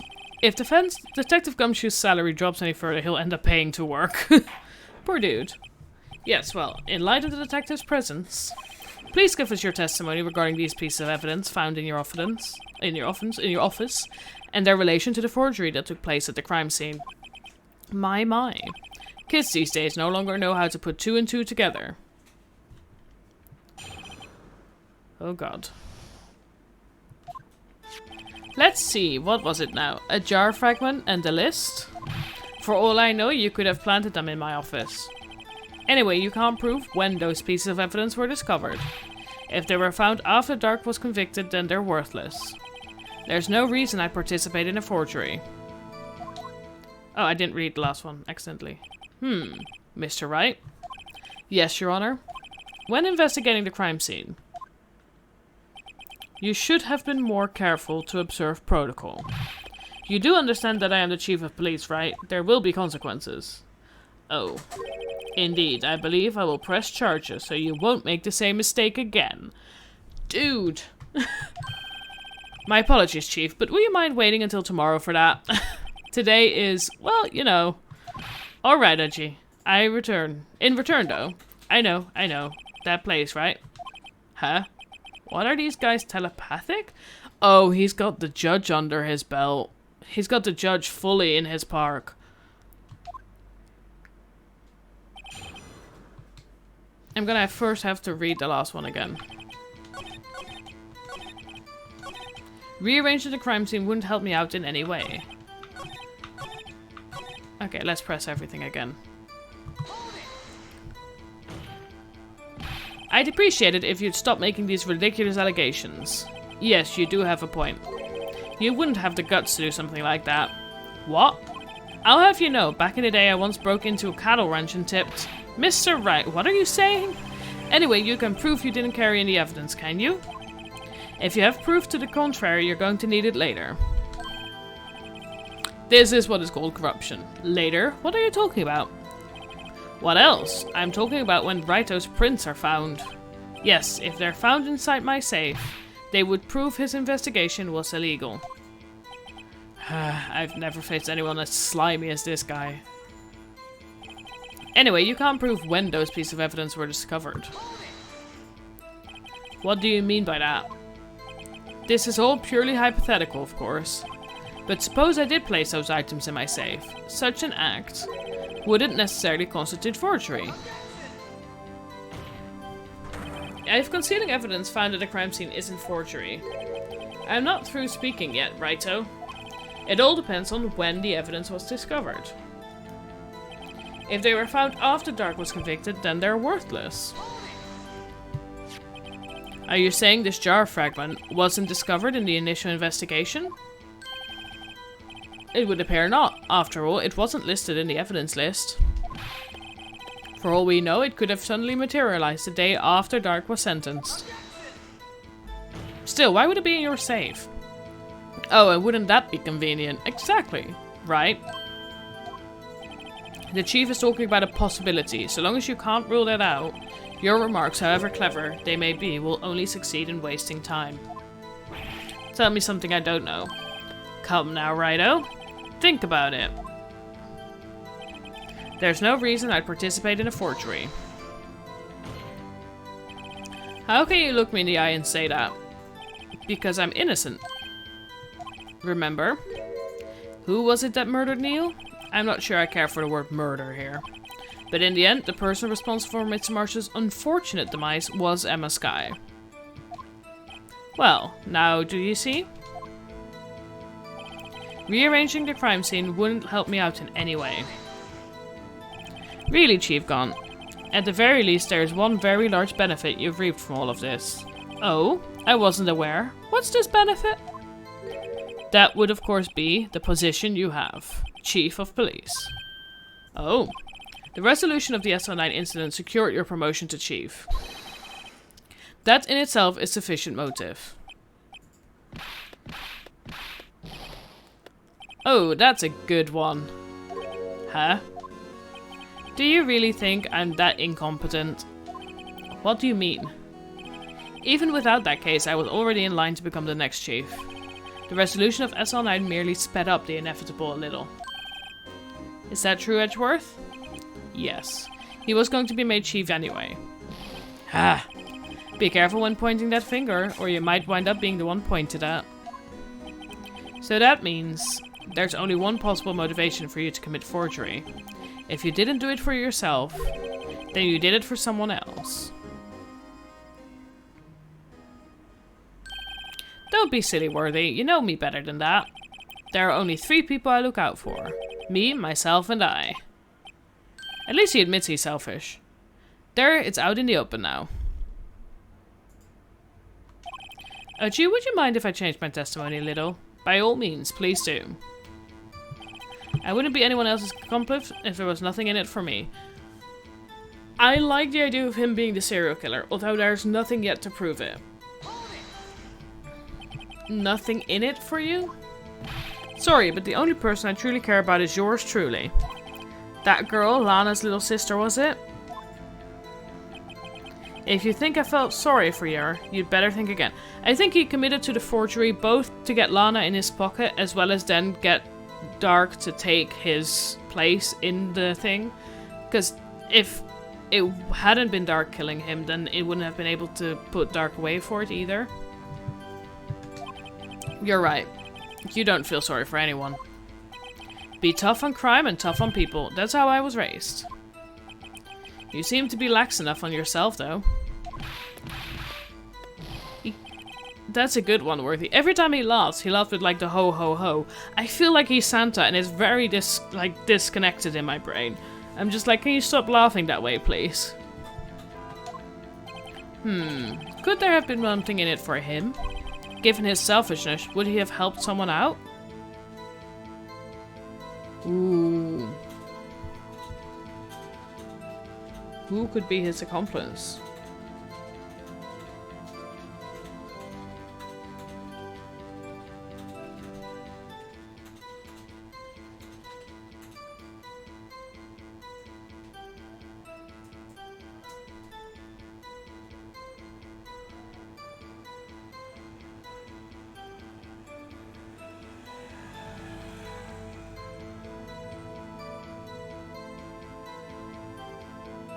Would he have...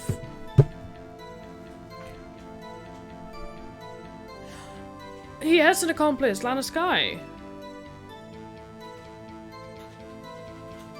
To get her in his pocket.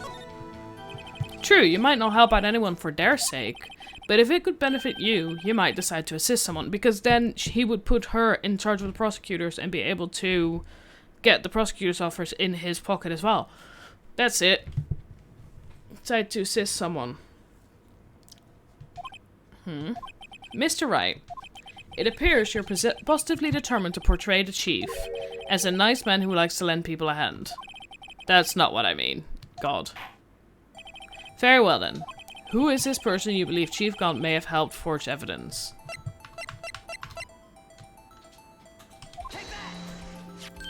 Chief Prosecutor Lana Skye? The defendant? I believe it's quite obvious in light of the circumstances. Amma Skye fell victim to an unfortunate series of events.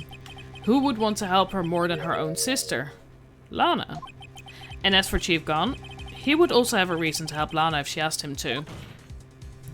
That reason, of course, is self-profit. Self-profit? What do you mean? After the SL9 incident was resolved, Lana Skye was appointed Chief Prosecutor at the Prosecutor's Office. The person who arranged this job change was you, Chief Gaunt. But how would he profit from all of this? He would be able to use the Chief Prosecutor as his puppet. Essentially, he would acquire unchecked authority over all investigations. Do you mean to tell me that despite the Chief's formidable appearance, he plays with puppets? Dude! How did you become a judge? Oh, wait. You must mean puppet as in someone forced to do his bidding. Never mind. Admit it, Chief. You assisted Lana Skye in forging evidence. Your motive? To appoint her as Chief Prosecutor so you could control her. Righto, my boy. You have quite an imagination. Let me ask you something. What? Do you have any proof of this? That I controlled Lana? For example, is Lana testifying that I've done such a thing? Lana? She's keeping quiet to protect Emma. There's no way she'd testify against Gaunt. I'm afraid without any proof this all amounts to nothing more than mere conjecture. Unless that is also what happened in this incident. This incident? Which one would that be? Of course I'm talking about the murder of Detective Bruce Goodman. The Chief Prosecutor has been acting strange throughout this entire trial. Almost as if someone has been controlling her.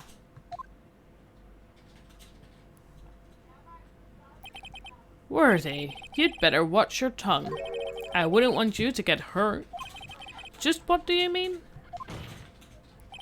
What he means, Your Honor, is that Chief Gaunt is involved in the murder of Detective Goodman.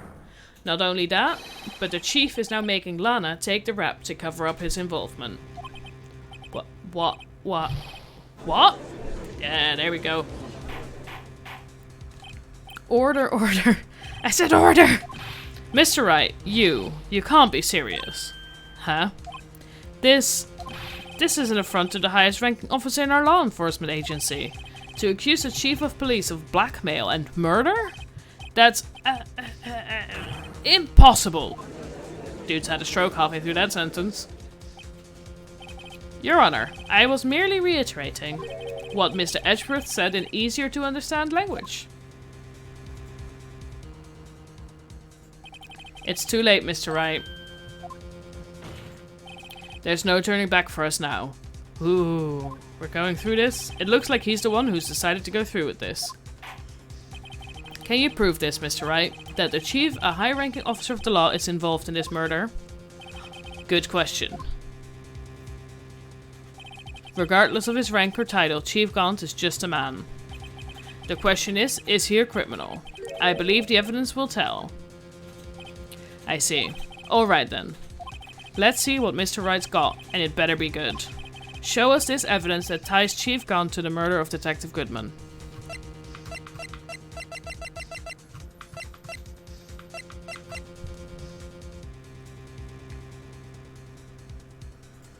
I'm gonna say that this is the only thing linking because the 777 is him. This is the ID card list. Yes, the one that shows who entered the evidence room on the day of the crime. There was one ID on the list we couldn't determine the owner of yesterday. 7 sevens. Sorry, but there's no way you can prove that's my card number. It's your number. What? How do you know that? The safe in Chief Gaunt's office requires a code to open. A 7-digit code. 7 digits? You don't mean... I'm afraid so, Your Honor. The code was 7 sevens. The same as the remaining ID card number on that list. Chief Gaunt, you entered the evidence room on the day of the crime.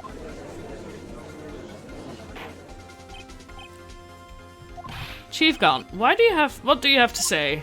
Oh my god, it's good. Nothing. The defense's search of my office was in violation of regulations, and I will demand Mr. Wright to be punished for the maximum extent of the law.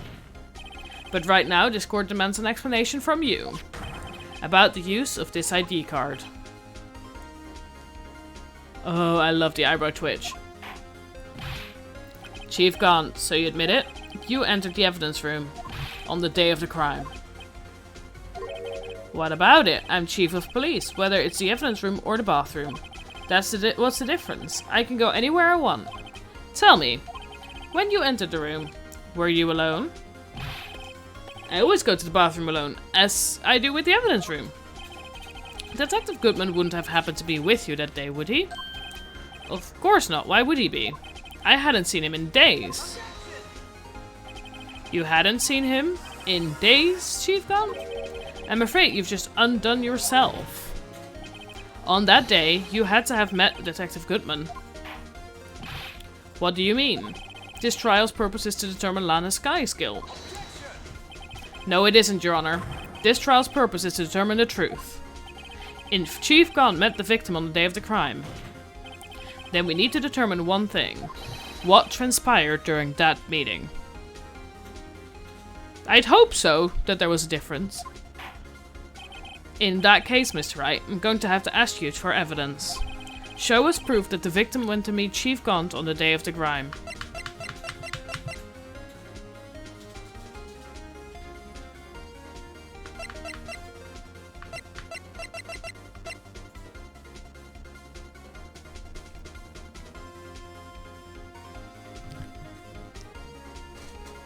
Is it? It's the lost item report, because it has to be submitted to the chief of police, right? Detective Goodman lost his ID card on the day of the crime. Or to be more accurate, Jake Marshall stole it. So Detective Goodman filled out a lost item report. He would have had to give that report to the chief of police. Yet you're in possession of the report, which means you can't be sure if he filed it. He filed it. How do I know, you ask? Because he needed to enter the evidence room that day. He needed to? Yes, to transfer the evidence out. Oh. Detective Goodman took the form to you, Chief Gaunt. Then, you accompanied the detective to the evidence room. I'm doing very well. I'm very happy about that. Also, yeah, I love that we're working together. I accompanied him? There's no other way the murderer and Detective Goodman could have entered the room. Hold on, let me guess what you're going to say next. I, the chief of police, murdered poor Goodman. Exactly. But wait, the chief didn't necessarily need to accompany him to the evidence room. He could have just lent him his ID card. Yes! Now that you mention it, I believe I might have done something of the sort. Sorry, but that's not possible. According to the record, your card was only used once. Yet you showed us your ID card earlier. If you had really lent it to Detective Goodman, it would have been found on his body. Oh my god! What was that face? Chief Gaunt, you didn't. The murder was most likely a spur-of-the-moment crime, for no one in their right mind would choose the police department as a place to commit murder. After the murder, you contacted Lana at the prosecutor's office. Why? To dispose of Detective Goodman's body, of course. You're forgetting, Mr. Wright, that the victim's body was discovered in the prosecutor's office parking lot. How did he manage to move it there? I was at the police department the entire day, you know. And everyone's aware that Lana stayed at the prosecutor's office after the ceremony. Everyone except me, it seems. Still, you're the chief of police. You have an entire police force at your disposal. So you think I just ordered an officer to do it? Hey you, take this here dead body over to the prosecutor's office. I don't think so. Chief Gaunt, you left all the evidence we need to prove how you moved the body to the prosecutor's office. And all this time I thought it was a useless clue just taking up space. How could the chief have moved the body? Mr. Wright, show us this evidence. To move the victim's body, Chief Gaunt used this. Ooh.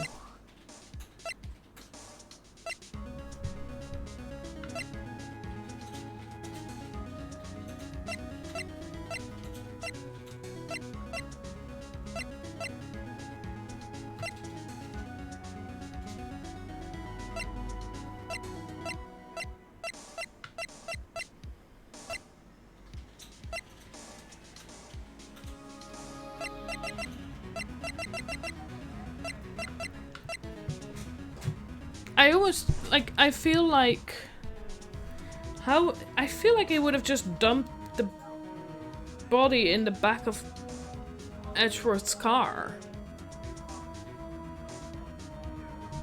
Right? I'm gonna say that he dumped the body in the back of Edgeworth's car and that's how it got moved. This is how he moved Detective Goodman's body. A parking stop, Miles Edgeworth? You mean the body was found in the trunk of Mr. Edgeworth's car. I think it's obvious what happened. The body was moved by that car. You mean I carried the victim's body? Precisely so. But wait, even you know. I didn't plan on returning to my office after the ceremony finished that day. But you did return. Tell me why. Because Lana asked for something. I was asked to go. By Chief Gaunt, no less. He told me he wanted me to keep it here in the prosecutor's office. In any case, on the day of the stabbings, I brought this back here. There we go. So you see, what you were really taking to the prosecutor's office wasn't a screwdriver, but the victim's body in your trunk. Poor tables are getting a beating today. Detective Goodman's body was carried in the trunk of Mr. Edgeworth's car. Yes, unless of course you have another explanation, Chief. Why else would you have asked Mr. Edgeworth to transport evidence from a closed case?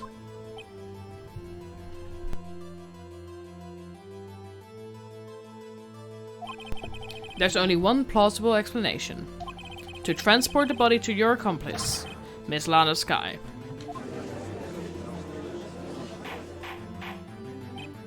Order, order. What's going on here? Good question.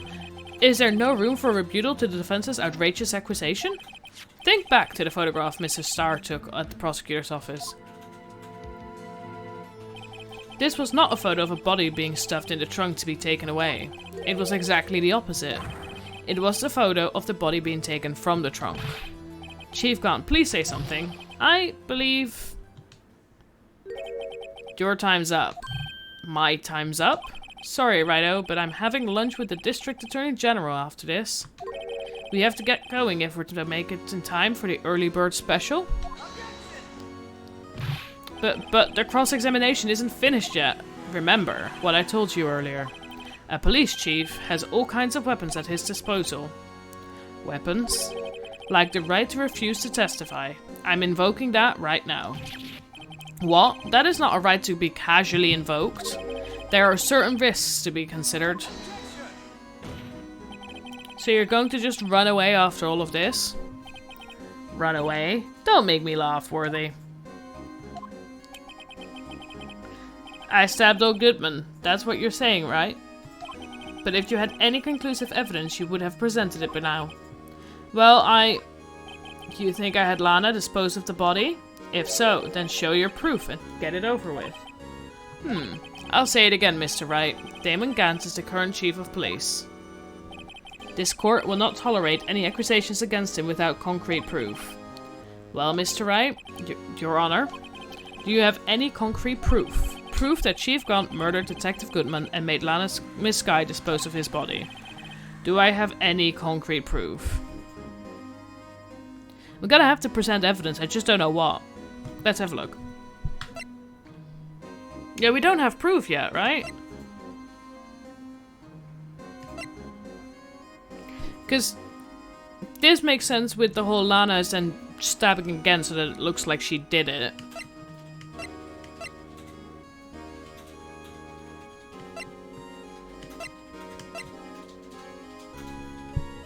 We don't have proof.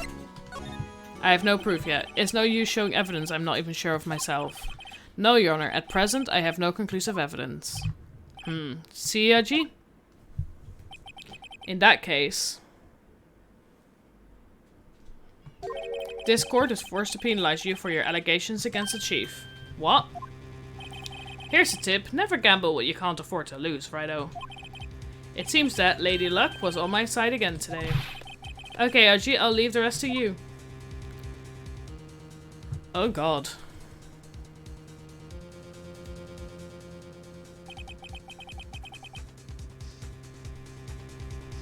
I warned you earlier, Mr. Wright. This is an affront to a senior officer in our nation's law enforcement agency.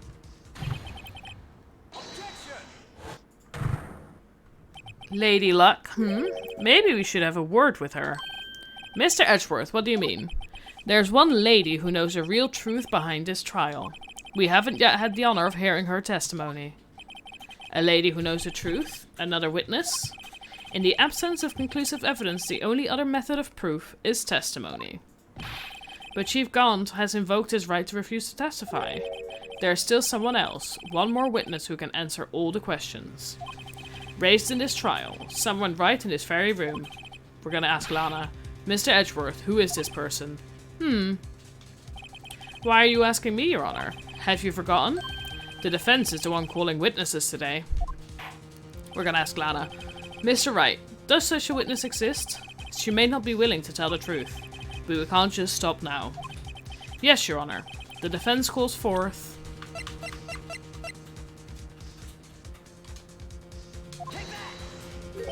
the defendant, Miss Lana Skye. She was in the underground parking lot at 5:15 p.m. on February 21st. Her task, to dispose of the victim's body. In accordance with a certain someone's order. Mr. Edgeworth? The prosecution has no objections, Your Honor. Very well. The court will now take its final recess for the day. In 50 minutes, we will reconvene to hear the defendant's testimony. This court is now in... Hold on. Huh? Chief Gaunt, I thought you were going to eat. Dude, why do you keep turning up? He's gonna be here for that final bit of the trial, isn't he? Just because he wants to make sure she doesn't say anything. Listen good, Lana. He's talking to Lana. I don't think you need me to tell you this, but if you accept Mr. Wright's claims, there will be terrible consequences. He is blackmailing her in the middle of a law... like a court. That's right. Your sister will be found guilty for Neil Marshall's murder. Ah, this isn't good. Of course, you'd never support such outrageous claims anyway, right? Just something to think about. Alright then, I've got a lunch date to meet. I agree. Although the one clip of him just screaming no was very funny. Okay, if there aren't any further objections, this court is now in recess. Oh god. How are you gonna convince Lana to talk? Looks like we managed to stay in the game. Yeah, thanks to your help, Edgeworth. That chief, he's something else, eh, pal? Detective Gumshoe. Haha, I'm not a detective anymore. Oh yeah, sorry about that.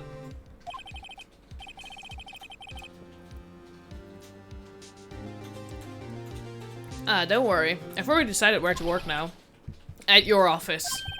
My office? Sure. I'll take the place of that top-knotted girl you used to work with. Could he mean... Maya? Still, looks like we're all out of moves now. Chief Gaunt's done it again. How is it he always gets the upper hand? It's not fair he has the right to refuse to testify. Settle down, Wright. Remember what the judge said. But Chief, that is not a right to be casually invoked. There are certain risks to be considered. Risks? What did he mean by that? It's simple. If the chief refuses to testify, the opposite also holds true. You mean he forfeits his right to say anything, too?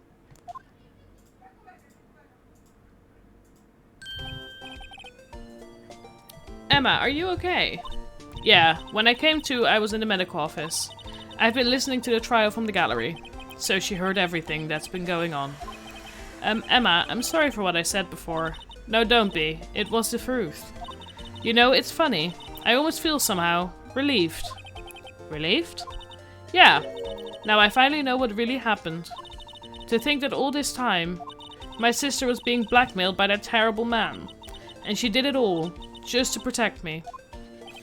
Ever since her appointment as chief prosecutor, everyone who knew her said she changed. Perhaps it was easier that way for her. What do you mean? What do you think I mean, to follow Chief Gon's orders? She must have shut herself up deep inside, to force herself to do anything and everything the chief told her to do. That must be why she became so cold. It was all my fault. It's all because I murdered Mr. Marshall. Hey, don't go blaming yourself now. If you want to blame anyone, blame society, pal. Chief Gon may be able to fool everyone else with this forgery, but he can't fool my memory. I remember now. I knocked Mr. Marshall into that armor. I see. Well, we'd better get back. It's time for the final act. Emma, why don't you wait? No, I'm going with you. I want to be there. When Lana tells the truth. Let's go, Wright? It's time to end this. Ooh.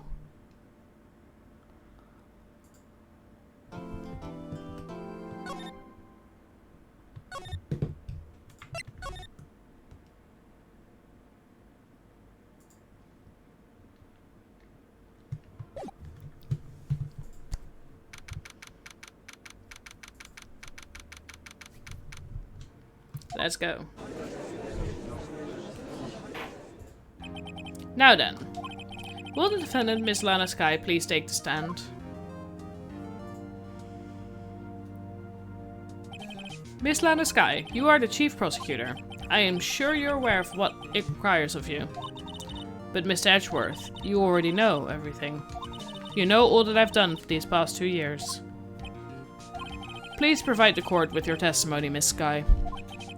And remember, you are under oath. We want to hear the truth. Of course, the truth. Lana, no matter what happens, I'll always be your sister. Now then, your testimony, if you will. First, tell us about your relationship with Chief Gon. Everything hinges on your testimony. You're the only chance we have to get Gon.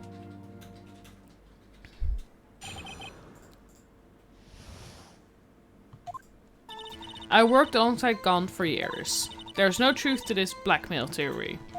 I fabricated the evidence 2 years ago all by myself. Oh. When I found Prosecutor Marshall's body, I rearranged the crime scene. My only motivation was to get Dark convicted. It had nothing to do with Emma. Lana is very pretty. Are you sure about this testimony? Your Honor, I'm confessing to a capital offense. Of course I'm sure. But Lana! If this is true, then that means Chief Gon has nothing to do with this. That's what I've been telling you from the beginning. Please, Mr. Wright, you've got to help her. She's sacrificing herself because of me. But what if she's telling the truth? I don't think she is. She's not. I know my own sister. Whenever she speaks stiffly like that, she's hiding something inside. Deep down, she's really screaming in agony. Yeah, this is no time to start second-guessing myself. Bit too late for that. The defense may now begin its cross-examination.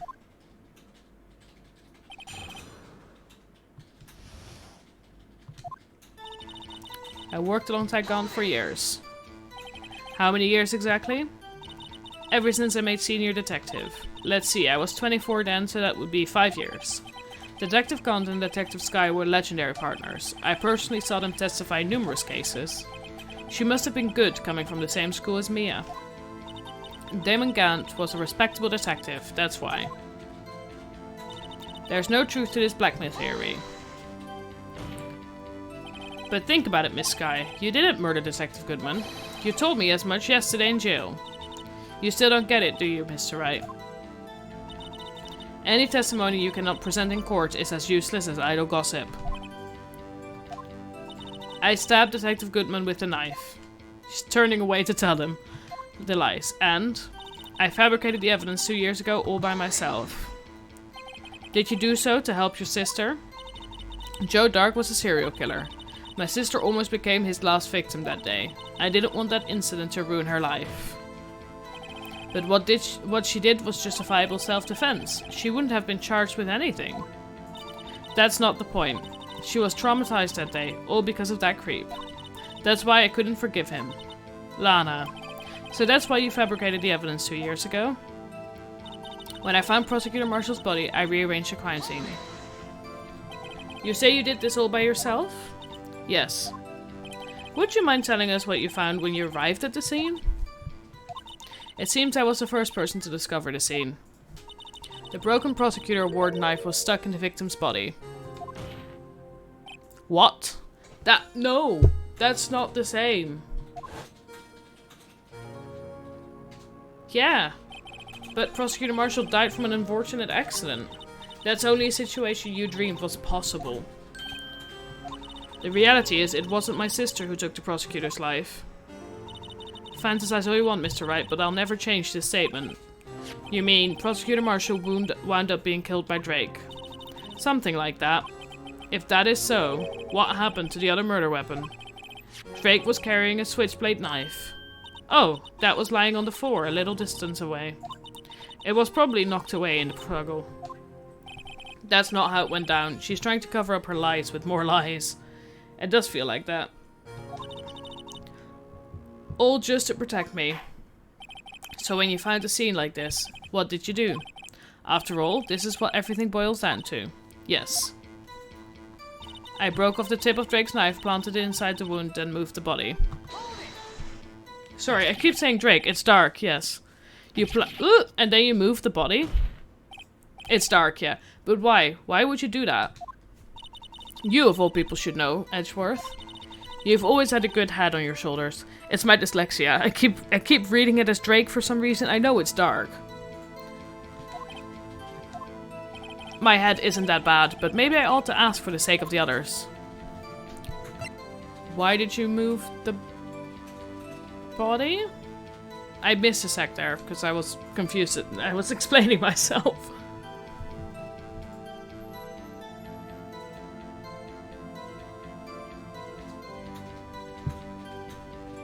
Yeah, why did you move the body?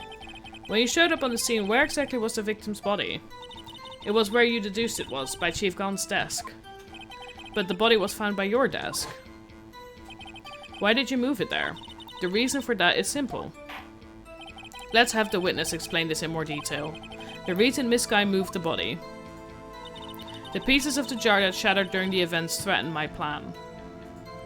Why? Pieces of the jar? You mean... Yes, that wretched jar you showed us earlier. In order to show that Dark committed the crime, I felt it would be more expedient to move the body. So, when you first found the body, the jar was already... Of course, it had been shattered to pieces. If you looked at the crime scene, it would be clear right away what happened. Neil Marshall was dead, and Dark was lying unconscious. In other words, the jar must have been broken during their struggle. I see. What's the matter, Emma? Apparently the jar shattered at the time the crime was committed, but I have a feeling there's more to it than that. There must be a contradiction here somewhere. Anyway, I committed this fabrication completely alone.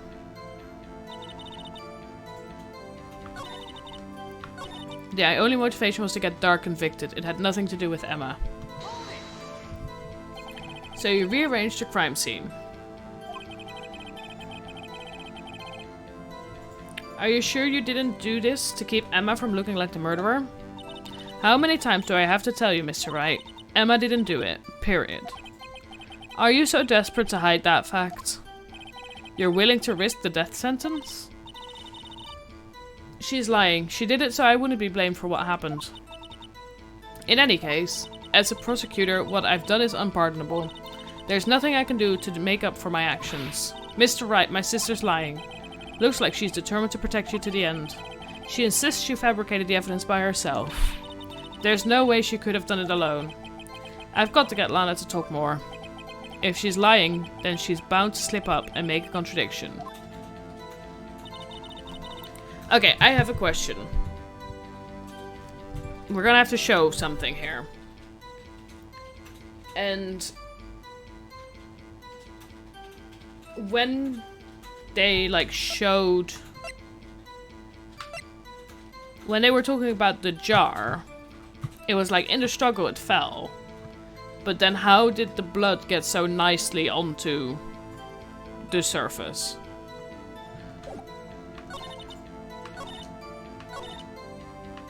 The piece of the jar that shattered during the events threatened my plan.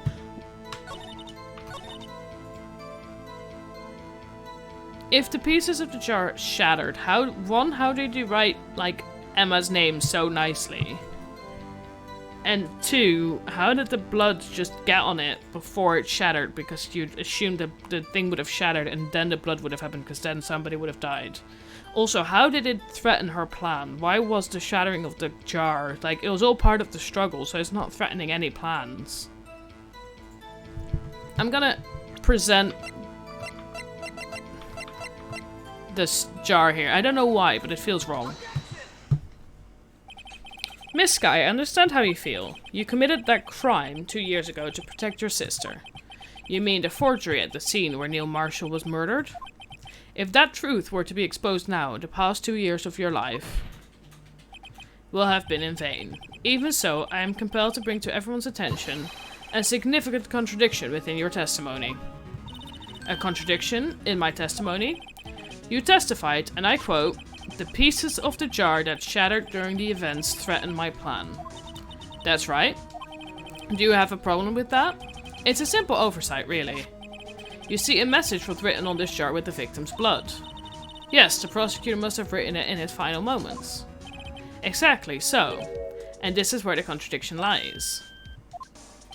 In order for the victim to be able to write his message on the jar, it must not yet have been broken before he died. Exactly. Ah. He couldn't have written Emma's name on a shattered jar. Not a wrong point.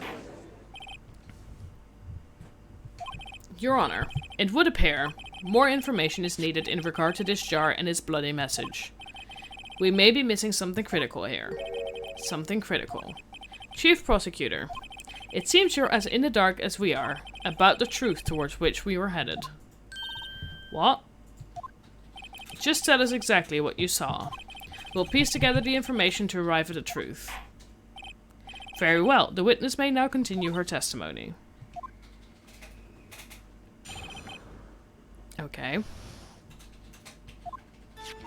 I immediately noticed the blood traces on the jar, but it was dark in the room and I didn't have time to check it out. To be safe, I wiped away the blood. The fragments were large, so I'm sure I got them all. All I could think about was wiping them clean before they were discovered. Why were you wiping them clean? You mean you were the one who wiped away the message in blood? I wasn't chief prosecutor at the time. She didn't think Dark was the real murderer. That's why she tried to erase the real evidence. Very well. The defense may now begin its cross-examination. Okay, I have a theory. It was Gaunt who killed Marshall. Because Marshall was getting too close to the truth that Dark didn't do it. And then in her worry of dealing with making it not look like Emma did it, Lana played right into his hands and helped, and it was like a double deal of getting to blackmail Lana as well as getting the like suspicion of Guns back by being able to fully push it onto Dark. I immediately noticed the blood trace on the jar. So the jar was already broken? It's a miracle that thing hadn't broken earlier. It certainly looks as feeble as the defense's case. What's the name of the jar? It's literally called yeah. But not as feeble as the judge's judgment. You were an ace detective who never missed a detail. Do you really expect us to believe you didn't investigate what was written on the jar pieces? Normally I would have. But it was dark in the room and I didn't have time to check it out. So you didn't know your sister's name was written on the jar? No. If I had known, I would have gathered all the pieces and ground them to dust. Well, that helps my case. Lana, you do that for me? It seems you two might make up yet. Anyway, I just barely had enough time to move the body as it was. If someone happened upon the scene, you'd lose your chance to erase the evidence. You must have been in a hurry. I was. I knew I had to destroy the evidence before anyone came. This is rather shocking. To be safe, I wiped away the blood. I'm afraid this action of yours reveals what really happened. What do you mean? If you really thought Dark killed Prosecutor Marshall, you wouldn't have wiped away the blood. What else could I have done in that situation? Lana, I only had a few moments. There wasn't enough time for me to do anything else but gather up the pieces. The fragments were large, so I'm sure I got them all. But how could you see with the power out? It should have been pitch black in that office. A detective is always prepared, Mr. Wright. Even now, I always carry a pocket light and a camera with me. Even I carry a bottle of emergency luminol wherever I go. I never miss anything. I got every last piece. All I could think about was wiping them clean before they were discovered. More contradictions have surfaced in her testimony. Your sister's really putting up a fight. She must really care about you. Still, she is not doing this the right way. I think I've finally figured out the contradictions in her testimony. There's one final possibility that might turn everything around. I forgot to press on the last one. So you illegally rearranged the crime scene? Yes. I don't have any excuse for my actions. I'm so sorry, Lana. I didn't know. I've treated you so badly all this time. It's not too late. There's still plenty of time to make up. After we've gotten to the bottom of this incident. No doubt this day will leave a permanent stain on the history of the prosecutor's office. More contradictions have she must really care about you. One final possibility that might turn everything around. What possibility?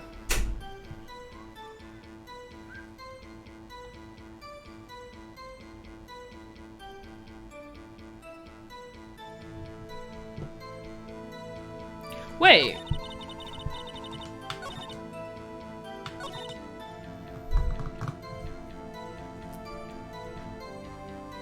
If she's so sure she got them all, why is there a piece in the safe?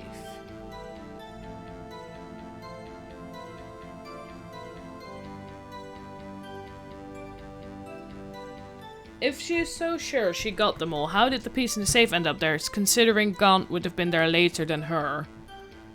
Like, if we follow her story, she was the first on the crime scene and Gaunt came later. If they are big enough and she did have a pocket light, how did she then end up with... Do I have... Final fragment found... Yeah, if I present that? Miss Guy, I believe this jar conceals a truth even you were unaware of. What? We found the final piece of this jar in Chief Gaunt's safe. In the chief's safe? But how? I knew it. She really didn't know. Gaunt was there first. There's something even more disturbing about that final piece. There was still blood on it. But the witness just testified that she gathered every last piece and wiped the blood of them. Yes, which leaves us with only one explanation. On the night Prosecutor Marshall was murdered, you were not the first one to show up on the scene. Chief Gaunt got there before you. But couldn't the defendant have simply missed a piece? I'm afraid that's unlikely. The pieces are too big for anyone to miss, let alone an ace detective. That may well be, but everyone makes mistakes. Even I once wasted an entire day looking for my dentures. They were in my mouth all along. Ha, can you believe that? Dude. Have you forgotten, Your Honor? When this witness arrived at the scene, the jar was already broken. Oh, that? There's no way a name could have been written on a shattered jar. Another person discovered the scene prior to the witness. I hope you're not implying this person was Chief Gaunt. At the time, he was looking for Dark downstairs. Besides, even if he was there first, why would he break the jar? The question is, if he did arrive there first, why did he hide that fact for 2 years? Well, Your Honor, can you answer us that? We're putting pressure on the judge now.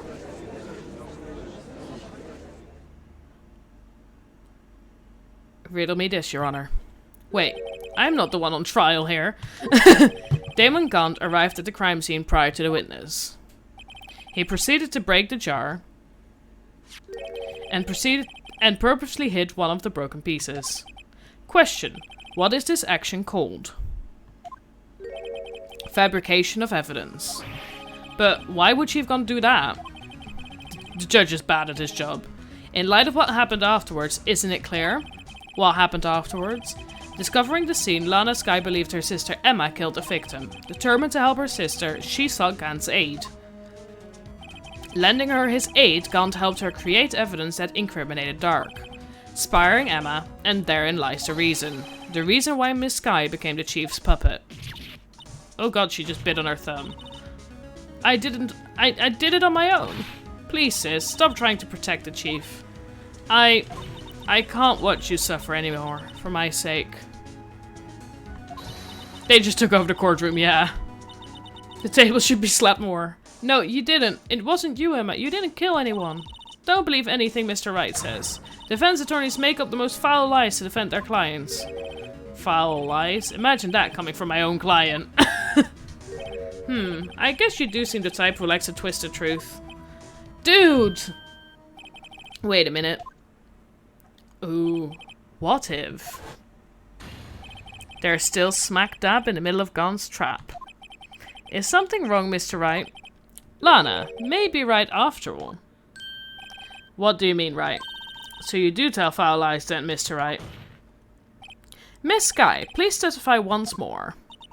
But if evidence was fabricated behind your back, then Emma's accidental killing of Prosecutor Marshall might also be a lie.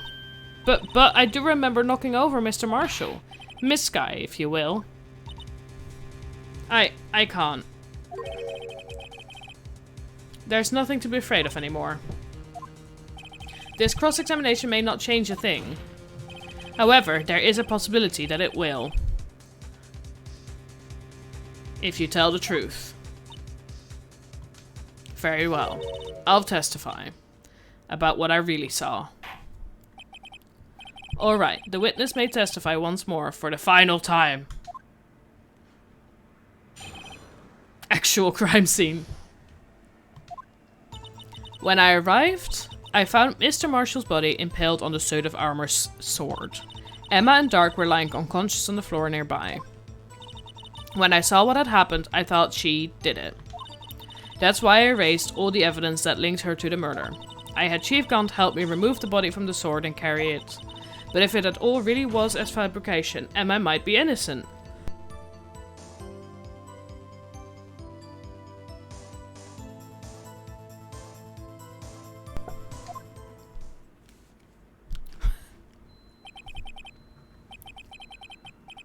Unbelievable, the body was impaled on the armor's sword. You were the only one who saw that. If only you had proof. Actually, I do have proof. Oh god. I gave it to Mr. Wright just this morning. What? To me? It's a picture I took of the crime scene as I encountered it. I thought it might be needed. But I don't remember receiving a picture like that. Lana must have known. See, Mr. Wright.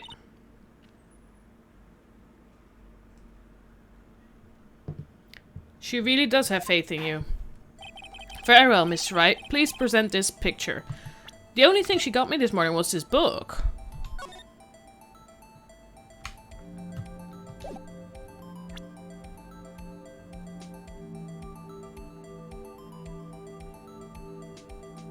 There's nothing in the book.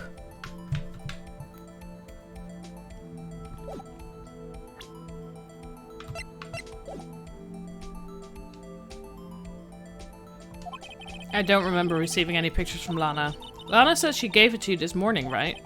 I seem to remember getting something from her then. Let's check that evidence again. There must be a picture in there somewhere. Ooh! Ooh.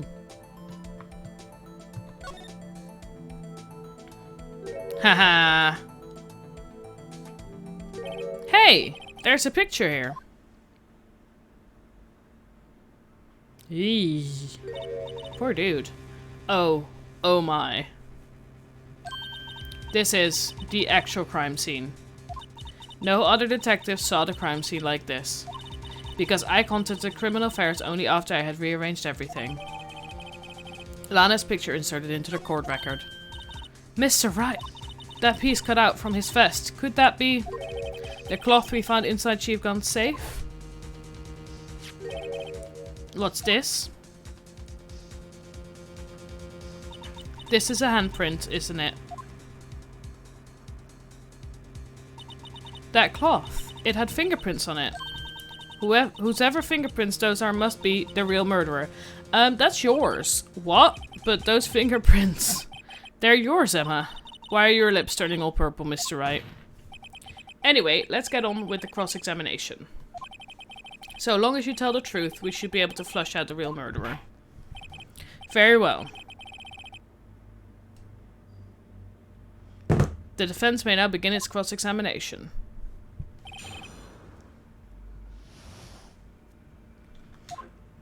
When I arrived, I found Mr. Marshall's body impaled on the suit of...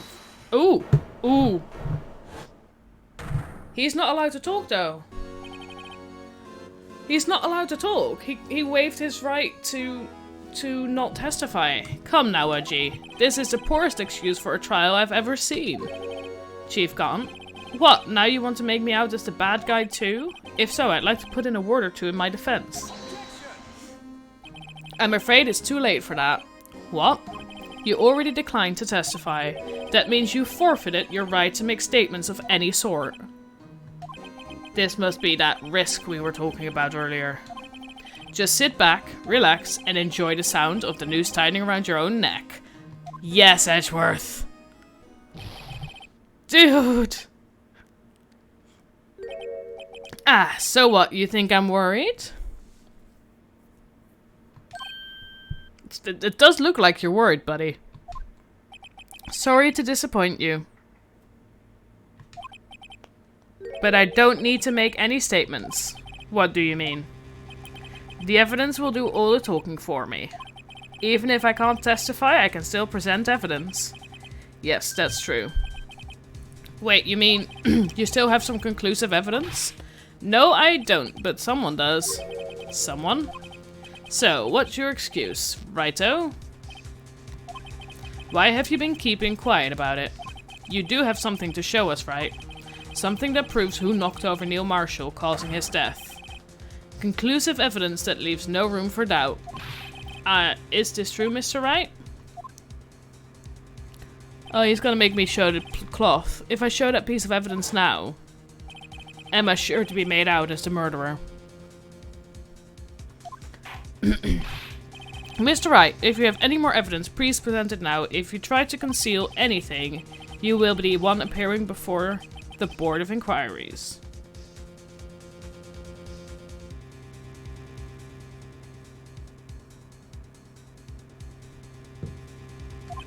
What do I do now?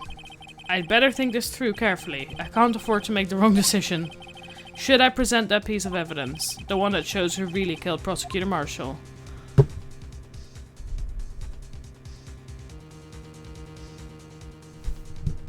I read the court evidence law. What's the evidence? What about it? No evidence shall be shown without the approval of the police department. Unregistered evidence presented must be relevant to the case on trial. It's not relevant to the case on trial because we're not doing the trial of who killed Marshall. We're doing the trial of who killed Goodman. So we can not show it because it's not relevant to the case of trial. We cannot show the evidence. It's not relevant. Your Honor, I don't have any evidence I can present at this point in time. What? You lie. Chief Gunn. You opened my safe. I know you took what was inside. The conclusive evidence. I don't know what you're talking about. Mr. Wright, why don't you show them? We found it together. Oh, I see. It's because you know the truth, don't you? You know whose fingerprints are on it. That's why you won't present it. The fact that it's taken out of his jacket means that Gaunt already took it out of his jacket before Lana found the place. What are you talking about, Chief Gaunt? Can't you figure it out? Take a good look at this picture. Yeah, he cut it out. See the victim's vest? Notice anything odd about the chest area? It looks like part of it's been cut out for some reason. You mean you had this? In your safe? What? That means you, the chief of police, have been concealing evidence. Yes! This is going to be the biggest scandal in the history of the police department. Impressive. To be honest, I didn't think you had the gal, Righto. Well, I can't just let you pin me up as the murderer. I'll tell you what really happened. What? You mean you admit to it? Yeah, he just confessed to forgery.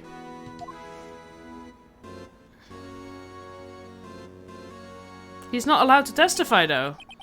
I was the first person to arrive at the crime scene that day. It then occurred to me that I could use the situation to control Lana. So you really were manipulating her. I knew Lana. If I made it look like the blame lay with her sister, that when she saw the scene, she would ask me for my aid.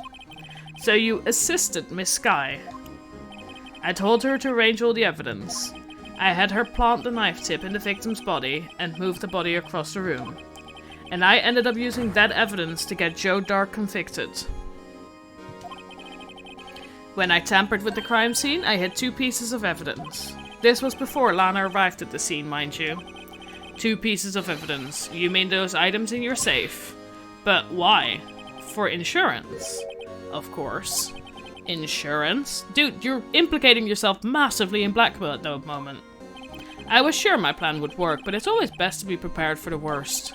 I wasn't about to let anyone blame me for a murder that girl committed. You mean you were calculating that far ahead while forging the evidence?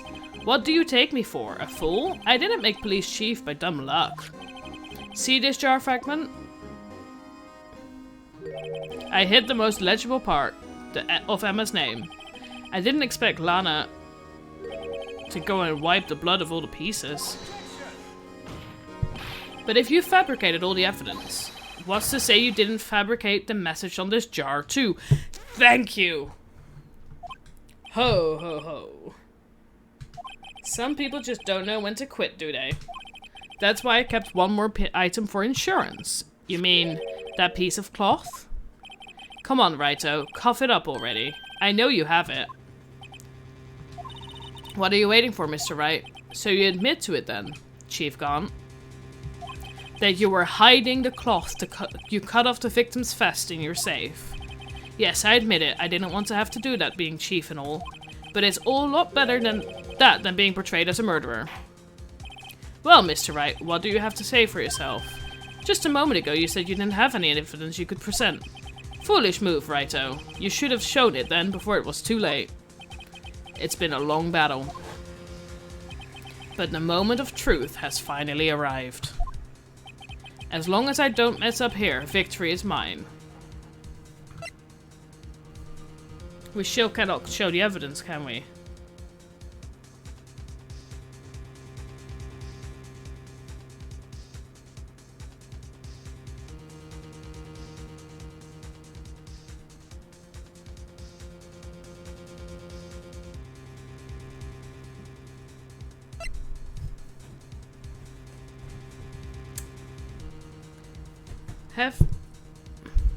I can now? Okay, I will. I'm so... They know. Okay. Your Honor. I do have evidence. Yeah, they know that they all know that he blackmailed, basically. He's admitting that. Full out. I do have evidence to present now. Alright then, let's see this conclusive evidence. The evidence that shows who actually murdered Prosecutor Marshall. Let me verify this once more. On the day of the crime, you personally cut out this piece of the victim's vest. Oh yes, at least you finally brought it out into the open. There's a handprint on this piece of cloth.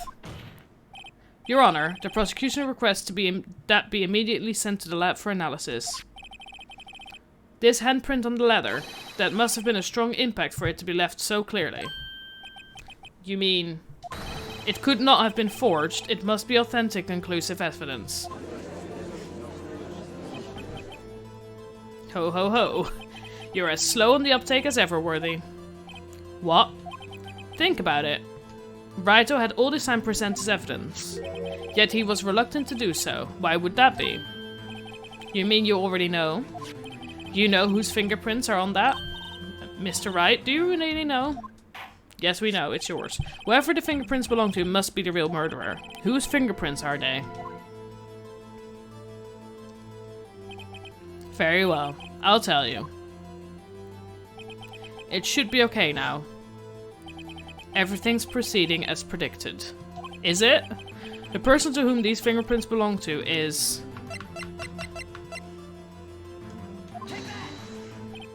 Emma? Emma Skye? What? They're mine? I'm sorry, Emma. But why? Why didn't you tell me? Aww. Dude's having the time of his life. You're really something, Righto. You knew this girl did it all along. And you still tried to pin the murder on me. So it's true. Tragic, but true. This girl really did shove Prosecutor Marshall.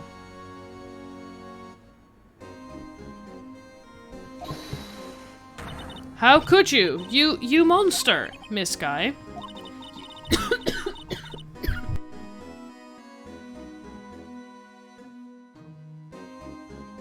Sorry. You knew whose fingerprints those were all along, yet you acted like she really didn't? Miss Skye, it's not over yet. What? I said this trial isn't over yet. Ha, but I'm afraid it is over, boy. Not only this trial, but your career too. You purposely concealed this conclusive evidence. That, my friend, is a serious offense. I'm looking forward to pressing charges after the defendant is convicted. I'll have your badge, boy. What's the matter? Cat got your tongue? Aren't you going to tell us how it feels? How it feels to be the one who single-handedly turned a poor little girl into a murderer?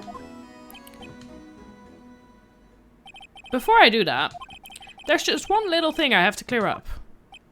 Oh, and what's that? Who really killed Prosecutor Neil Marshall? What?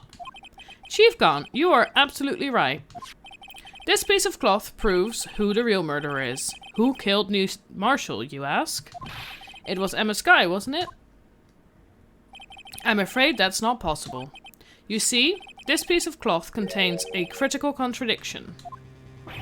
What? A contradiction? What is this fool babbling about? I'm talking about a contradiction. One that proves who the real killer is. What? Mr. Wright, this piece of cloth. What could it possibly contradict? Chief Grant, your tyrannical reign ends here. Let's go. Behold, the piece of evidence that contradicts this cloth. I don't know.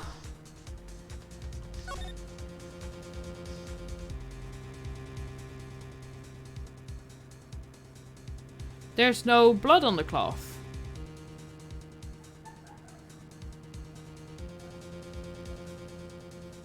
What? What contradicts the cloth?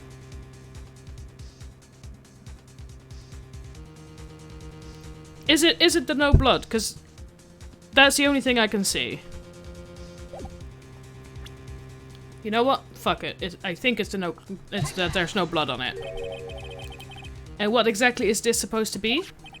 This is the picture Miss Skye took. Take a good look at it. See where the piece of his vest was cut out? Yes. His shirt is showing underneath. It's hard to make out with all the blood on his vest though. Exactly my point. His chest is soaked with blood.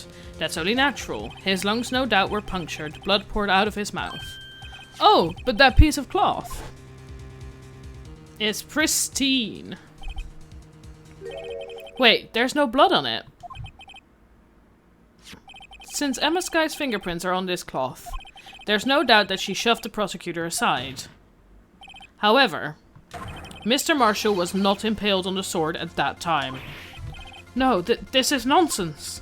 Now then, Chief Gon, let me ask you something. Prosecutor Marshall was not impaled when he was shoved aside. He most likely hit his head on the ground and was knocked out. If so, then tell me, who could it have been? Who could have arrived at the scene before Miss Lana Skye, picked up the unconscious prosecutor, and impaled him on the armorer's sword? Then, to make it look like Emma was responsible for the prosecutor's death, said person proceeded to write her name on the jar with the victim's blood, a jar that they then broke on purpose to leave behind a clue, and make Lana believe her sister did it. Remember what you admitted only moments ago? That you personally cut out this bloodless piece of the victim's vest? Ironic, isn't it? Throughout the very act of creating insurance, you proved that you were the actual murderer.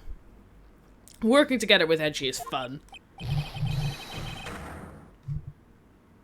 I love that animation. It's finally all over.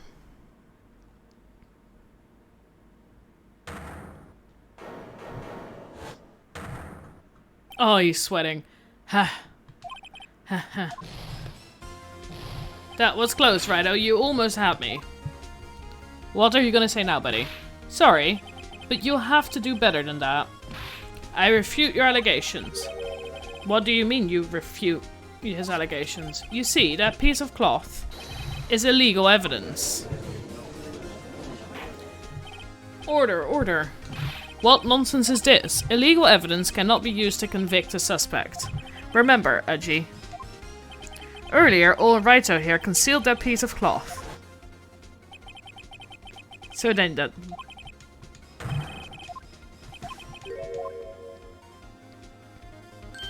Well, that's true. The defense did refuse to permit evidence. At that moment, that piece of cloth ceased to be legal evidence. But that's not fair. Oh, God. Did you actually think you could best me in court? It looks like the last laugh on you, son. It was legal at the time. It was illegal first and it was legal later because he proved it was... Like, he approved it by being in the police and he proved it was current to this case. I'm afraid Mr. Grant's claim is legally correct. Well, Mr. Edgeworth. True. Legal evidence cannot be used to convict a person. Assuming, of course, that the evidence is indeed illegal. Well, Mr. Wright? It seems at last the time for me to reveal my plan has finally arrived. Mr. Wright, do you admit to it?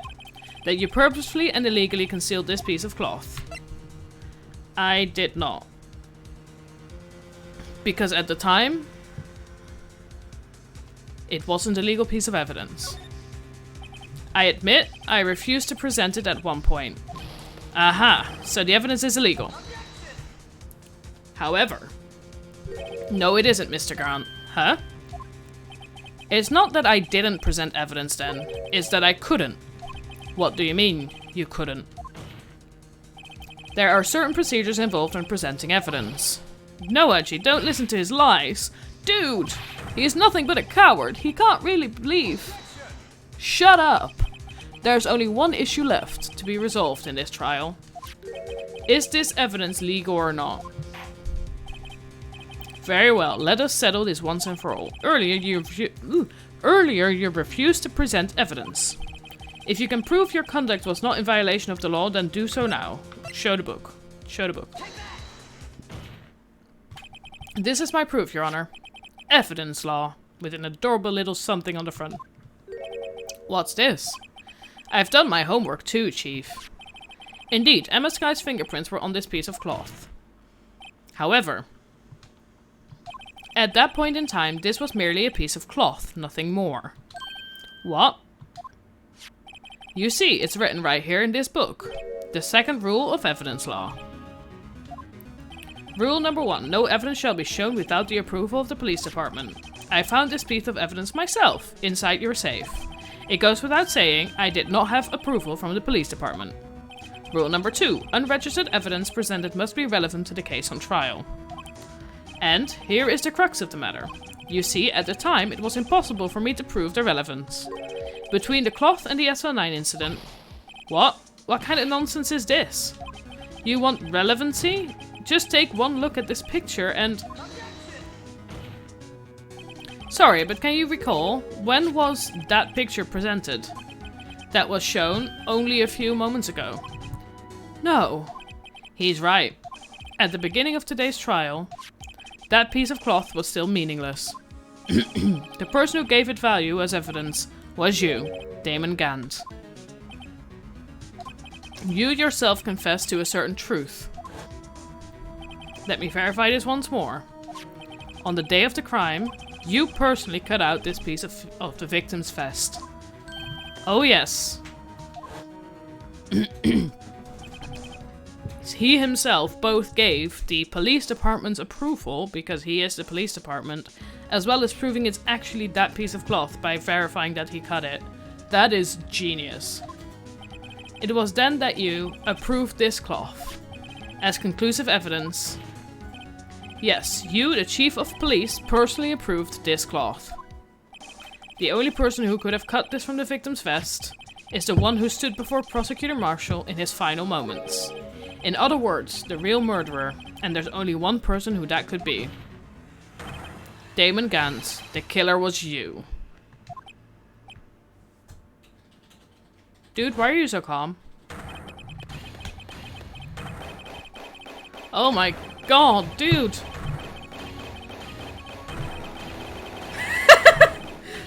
What the... Did he just fall down laughing? I knew I should have gotten rid of him. That good-for-nothing scum. For 2 years he's been snooping around the department, trying to get something on me. Crimes are being committed every day, yet he insisted on hounding me. Well, your crime wasn't exactly petty. He wanted to reinvestigate the case. He recruited Angel Starr, then convinced Bruce Goodman. Detective Goodman? Yeah, that's right. If the evidence is transferred, I'll lose my only chance to find out the truth. Please, you've got to help me. Goodman turned him down, as he ought to. Still, Jake Marshall didn't know when to quit. He stole Goodman's ID card and tried to take the evidence. Goodman came to me that day. He wanted to file a lost item report. I went with him to the evidence room. Then all of a sudden he decided to speak out. What are you talking about, Goodman? Can you please reopen the investigation, Chief? We can't transfer the evidence out. There are too many questions left unanswered.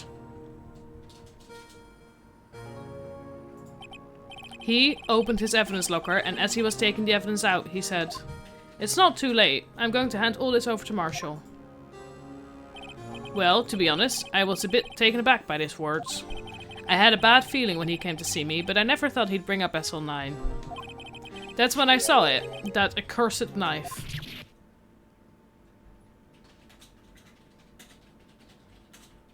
I couldn't just pull it out. Doing so would have only led to more blood, making it near impossible to hide your crime. Even so, the blood was just pouring out. I didn't know who might stumble in, so hurried to wipe it up. I was worrying so much about the floor I didn't realize my fatal mistake. The bloody handprint on Detective Gumshoe's locker. I used to be known as the crime computer, but everyone has to start somewhere, I guess. I was too nervous. I had no business doing any of it. Then you put the body in my car? I'm sorry, I couldn't think of any other way to move the body. I broke your trunk, but what's the big deal? You make a lot more than us detectives ever will. Leaving the prosecution's car aside, how? How could you get Miss Sky involved in all of this? Well, she had as much to lose as I did if the truth came out. So you took the evidence from Detective Goodman's locker. I felt bad for having to do it. I also didn't have the time to pick and choose what to take. So, you left the jar fragment and the glove. Yeah. It looks like I was better off being an investigator of crimes than a committer.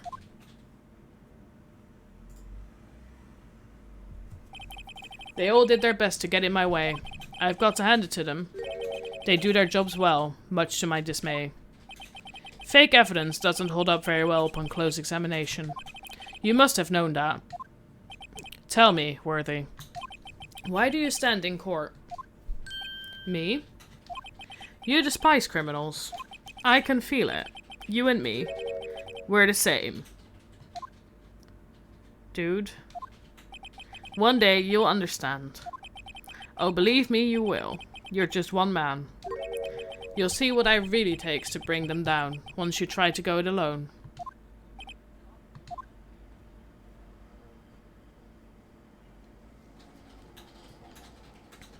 Well, looks like it's time to say goodbye. Okay, so is the only reason he murdered Marshall to get Drake to be convicted? Sorry, Dark. Is that the logic? Is that the... Like, the only murder he actually... Well, the only two murders he committed are Goodman and Marshall. But he did the Marshall one because he wanted to get Dark convicted. Because he so fully believed that Dark was the murderer of that serial killer thing. Oh, Edgy? What? Looks like we'll have to cancel that lunch date. Sorry, old friend. I'm sorry too, Damon Gant. I knew you as you used to be long ago. And to get Lana on his side. Well, under some, yeah. You were once a fine investigator and an example to others on the force. I'm sorry to learn that you are no longer that person. Those days are gone now, Wedgie. Thanks for all the memories, though. Don't worry, you'll be fine. Now you have Wright here. And Worthy. With these two around, you can't go wrong. In fact, I can hear them already. The melodious sounds of a new beginning.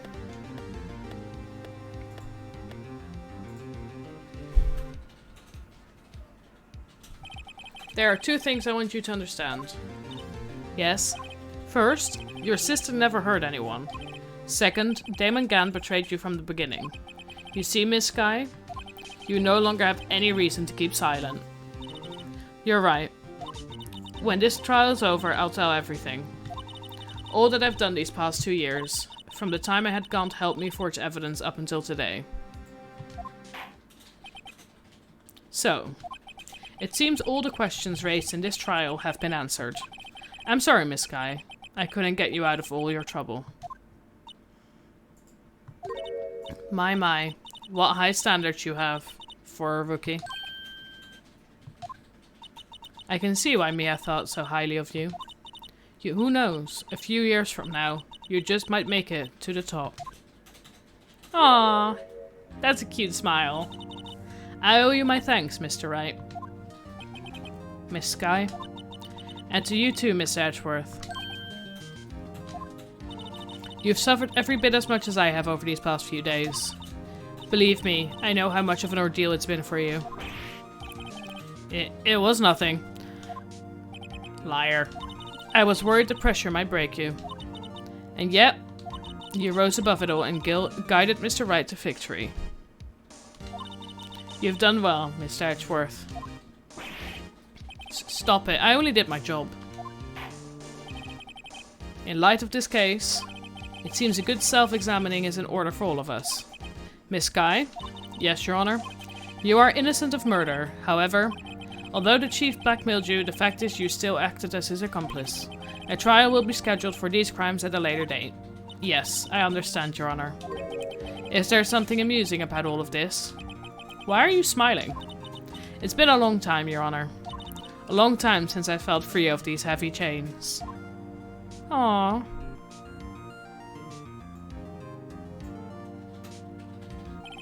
Well, this trial has gone on far too long already. Regarding the charge of murder, this court finds the defendant, Miss Lana Sky.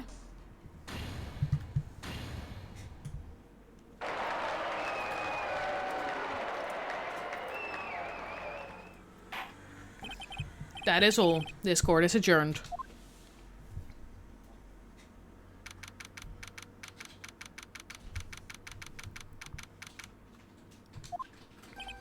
At long last, it's finally over. Emma? Why the long face? I'm sorry your sister didn't get completely off the hook, but at least she wasn't convicted for a murder she didn't commit. No, that's not it. Just now, after the trial ended, I can see why Mia Fey thought so highly of you. I owe you my thanks, Mr. Wright. And to you too, Mr. Edgeworth. You've suffered every bit as much as I have over these past few days. You've done well. You know, I did my best too. But Lana didn't say a single word to me. Hope I'm not interrupting anything, pals. Well, you sort of are.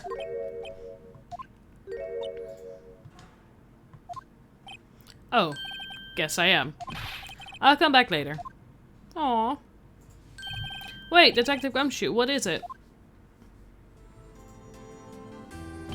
You're doing this on purpose, aren't you? Making a detective run all around while on duty?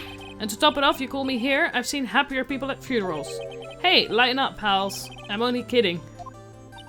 Oh, are you here because of my sister again? Nope, not this time. I came today because of you, pal. Me? That's right. I thought you'd like to see someone.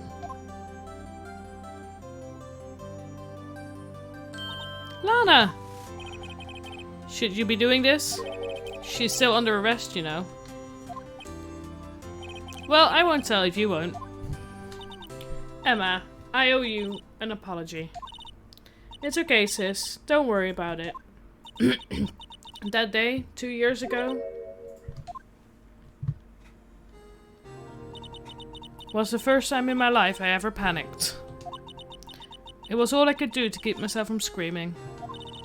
All I could think about was keeping you from getting wrapped up in that mess.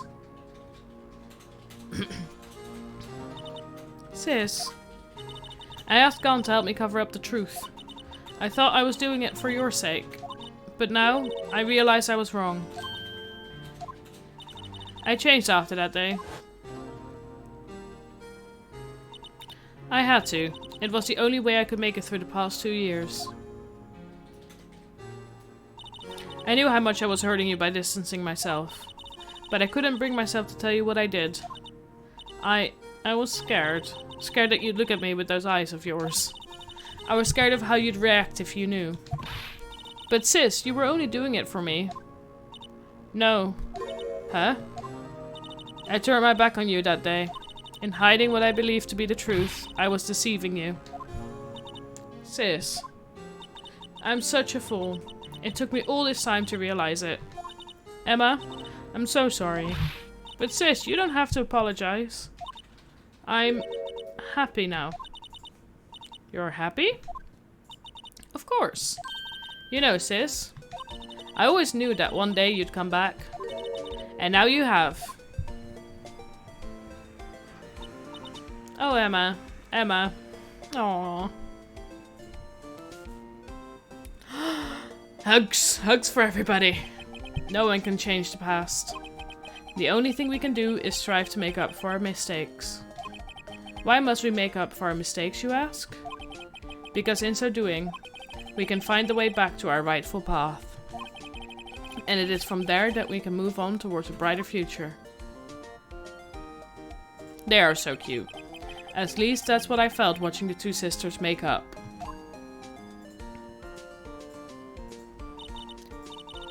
Mr. Wright, Mr. Gumshoe, me? Thank you both for all that you've done. I'm sure we'll meet again someday. Isn't that right, Edgeworth? Edgeworth? Stop hiding and come over here. God, he's grumpy. Where was he hiding? I just came to say congratulations. Thank you. Thank you, Miss Edgeworth. Right, well, I'll be going now. And he ran away. Mr. Edgeworth, I hope you don't blame yourself for what happened. We were the ones who acted corruptly, not you. It's too late for me. No matter what anyone may say, I realize today that I can't correct my mistakes. Mr. Edgeworth. Not only that, but I don't even trust myself anymore. Chief Gaunt was right. You despise criminals. I can feel it. You and me, we're the same. I don't like that. I don't believe it.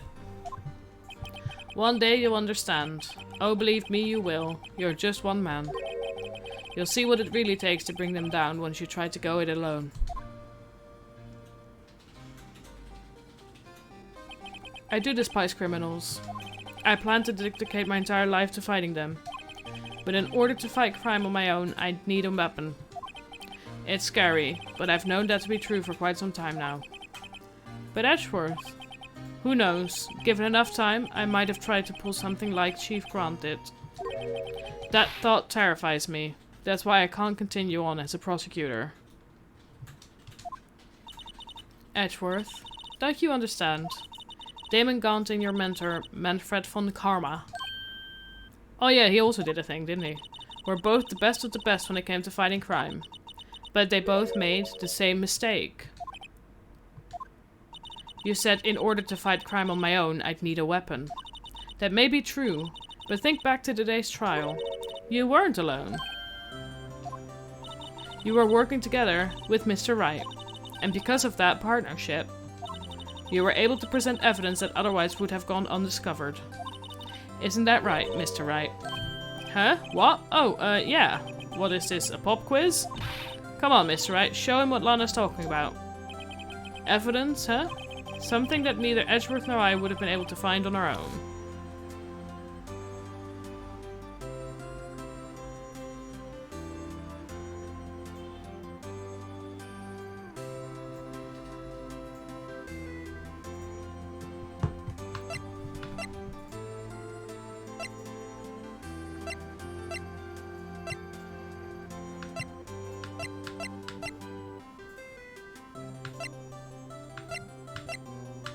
What is something? Oh, it's the picture. Is it this one?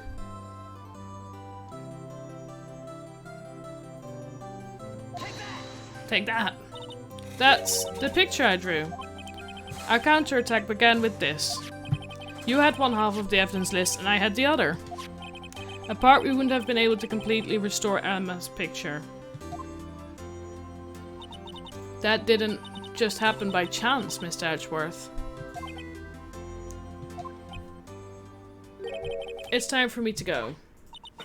Mr. Edgeworth, if you'll excuse me, there are still some loose ends that need wrapping up. Take care, Chief Prosecutor. I'm gonna assume she's no longer Chief Prosecutor at the end of this. Edgeworth, what will you do now? Well, whatever you do, just remember. You can let what happened kill the prosecutor in you, or you can let it help you grow. In the end, it's up to you. I know, it seems I owe you my thanks too, right? But what I face now is my problem. Edgeworth, I'll be waiting for you in court. Aww. How romantic. Farewell. I'd better be going too. Okay, but I'll be by to visit soon. It seems we both have a lot to learn and catching up to do. Here, this is a little something for you.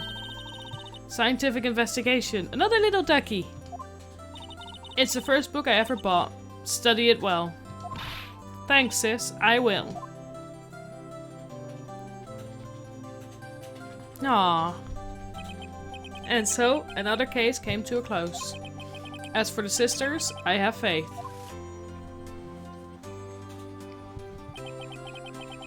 Faith that their lives have only just begun. The little ducky lawyers and detectives. And as for me, I think it's time I started on a new journey of my own. A journey to rediscover myself. Of course Edgeworth is the last one. Well, don't go tracking off just yet, pal. Huh? What is it, detective? There's just a little matter to be resolved about the chief prosecutor. You see, she isn't supposed to be out of jail like this. But I thought you said it was okay. Yeah, well, it may be okay with me, but the folks at the prison are a different story. Huh?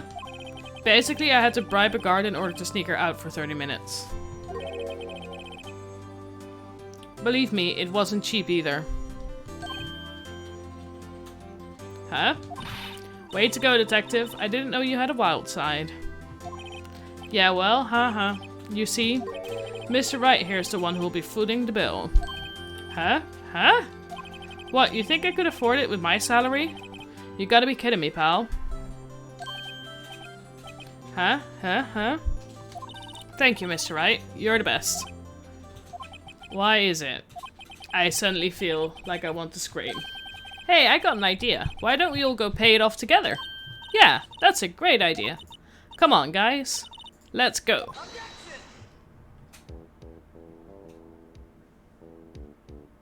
Objection. We're objecting the end of this plan.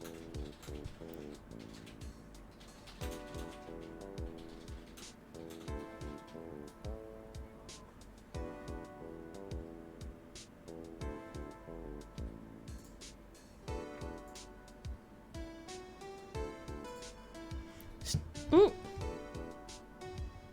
I didn't realize it was. I thought that she wants to get out so she can investigate crimes with Emma. I thought we just got the credits. We're gonna get some after story bits. I missed the Emma one. Sorry, the Lana one. Yikes, I thought I was a goner for a moment there. In the end, though, they overlooked my unauthorized investigation of the chief's office. If we penalize you anymore, it'd be worse than firing you. Yep, that's what they said. It just goes to show you can't shake me off that easily. Ah. Did Lana say that she wanted to, like, do her time and then go investigate with Emma together?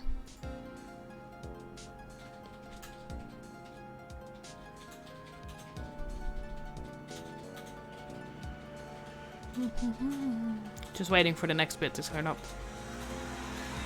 Oh, hello. Hey, my new mission is to guard the main entrance and take care of Billy. Can you believe it? I've been demoted to a security guard. My partner's keeping an eye on the entrance for me today. I'll show them though. Someday I'm going to make detective. Yes, sir. Then I can be just like that Dick Gumshoe. Oh, she got a friend from Uruk to take care of Emma. Okay, thank you. I was not paying attention to that bit.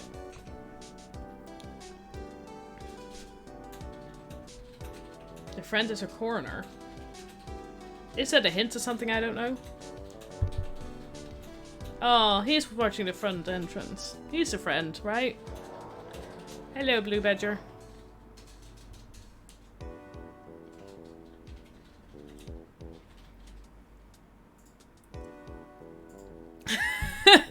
After all of that.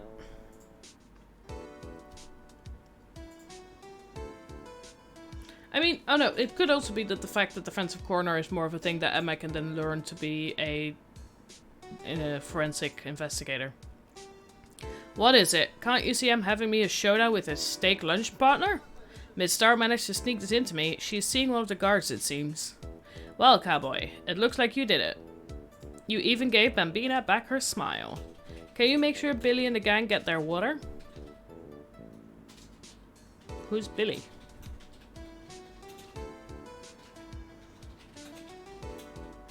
I know what a coroner is. I thought it was like a reference to a different game. Looks like we won't be seeing each other for a while. As a farewell gift, I put a new meal on the menu, the Right Way lunch. The top layer tastes as bitter as defeat, but the bottom layer is as sweet as victory. Kids seem to dig the turnabout theme. It's a hot seller around exam time. Just make sure not to eat it backwards. I feel like the top bit is then gonna only get more bitter.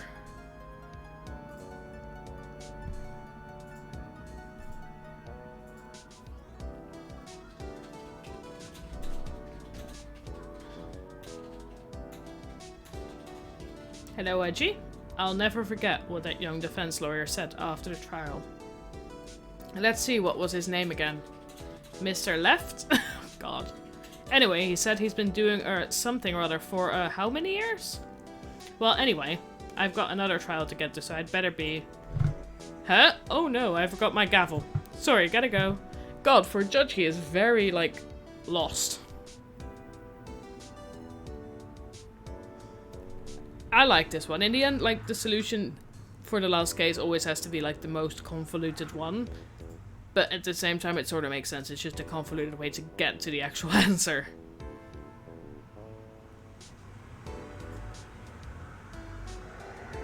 Hi! Maya! Nothing soothes the soul like fresh country air. Still, sometimes I do miss hearing you and your objection! Still, I can't go back until I'm a full-fledged spirit medium. Mystical Maya, afternoon training's about to begin. Coming! Well, see you around, Nick. Lara also made a comment. I hope Emma will enjoy learning from a coroner. That's fair. I'm liking all of these after bits in between the credits.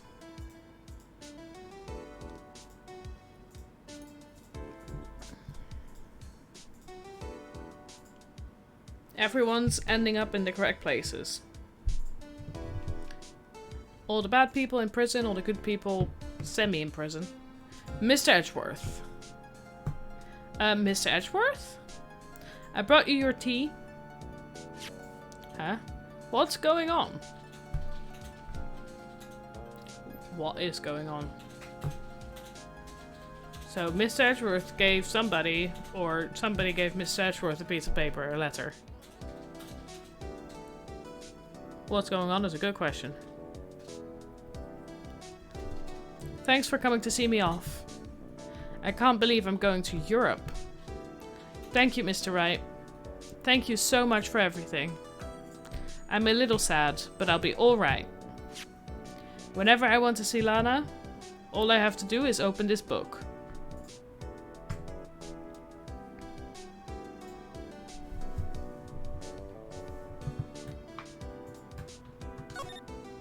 Is she in the back? Ah, oh, that's a cute picture. That is a very cute picture. That's adorable.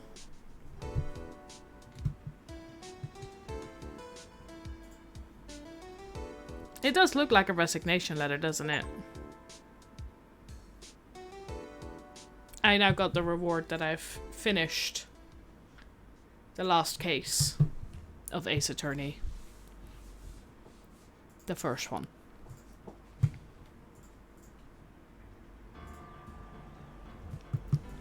Well, on that note, after a nice 3-hour stream, that is the end of Phoenix Wright Ace Attorney, the first game. I will be playing through the rest of the trilogy is my plan. I don't know yet when, but again, they will also, like this game, be the bonus streams I will do over the weekend at some point, just because I like taking a bit more time for them. And a bit more brain power than my normal weekday streams. So thank you for joining me. I will be back again tomorrow with my regularly scheduled streaming. Came to, yes, exactly. Next time. Just need to decide when next time is gonna be. But I will see you guys tomorrow. I don't know, do I have to start a new game for that? Justice for All, I'm assuming, is the next one, right? The Lost Turnabout. We'll get excited for that. I'll see you guys later. Or tomorrow. Bye-bye!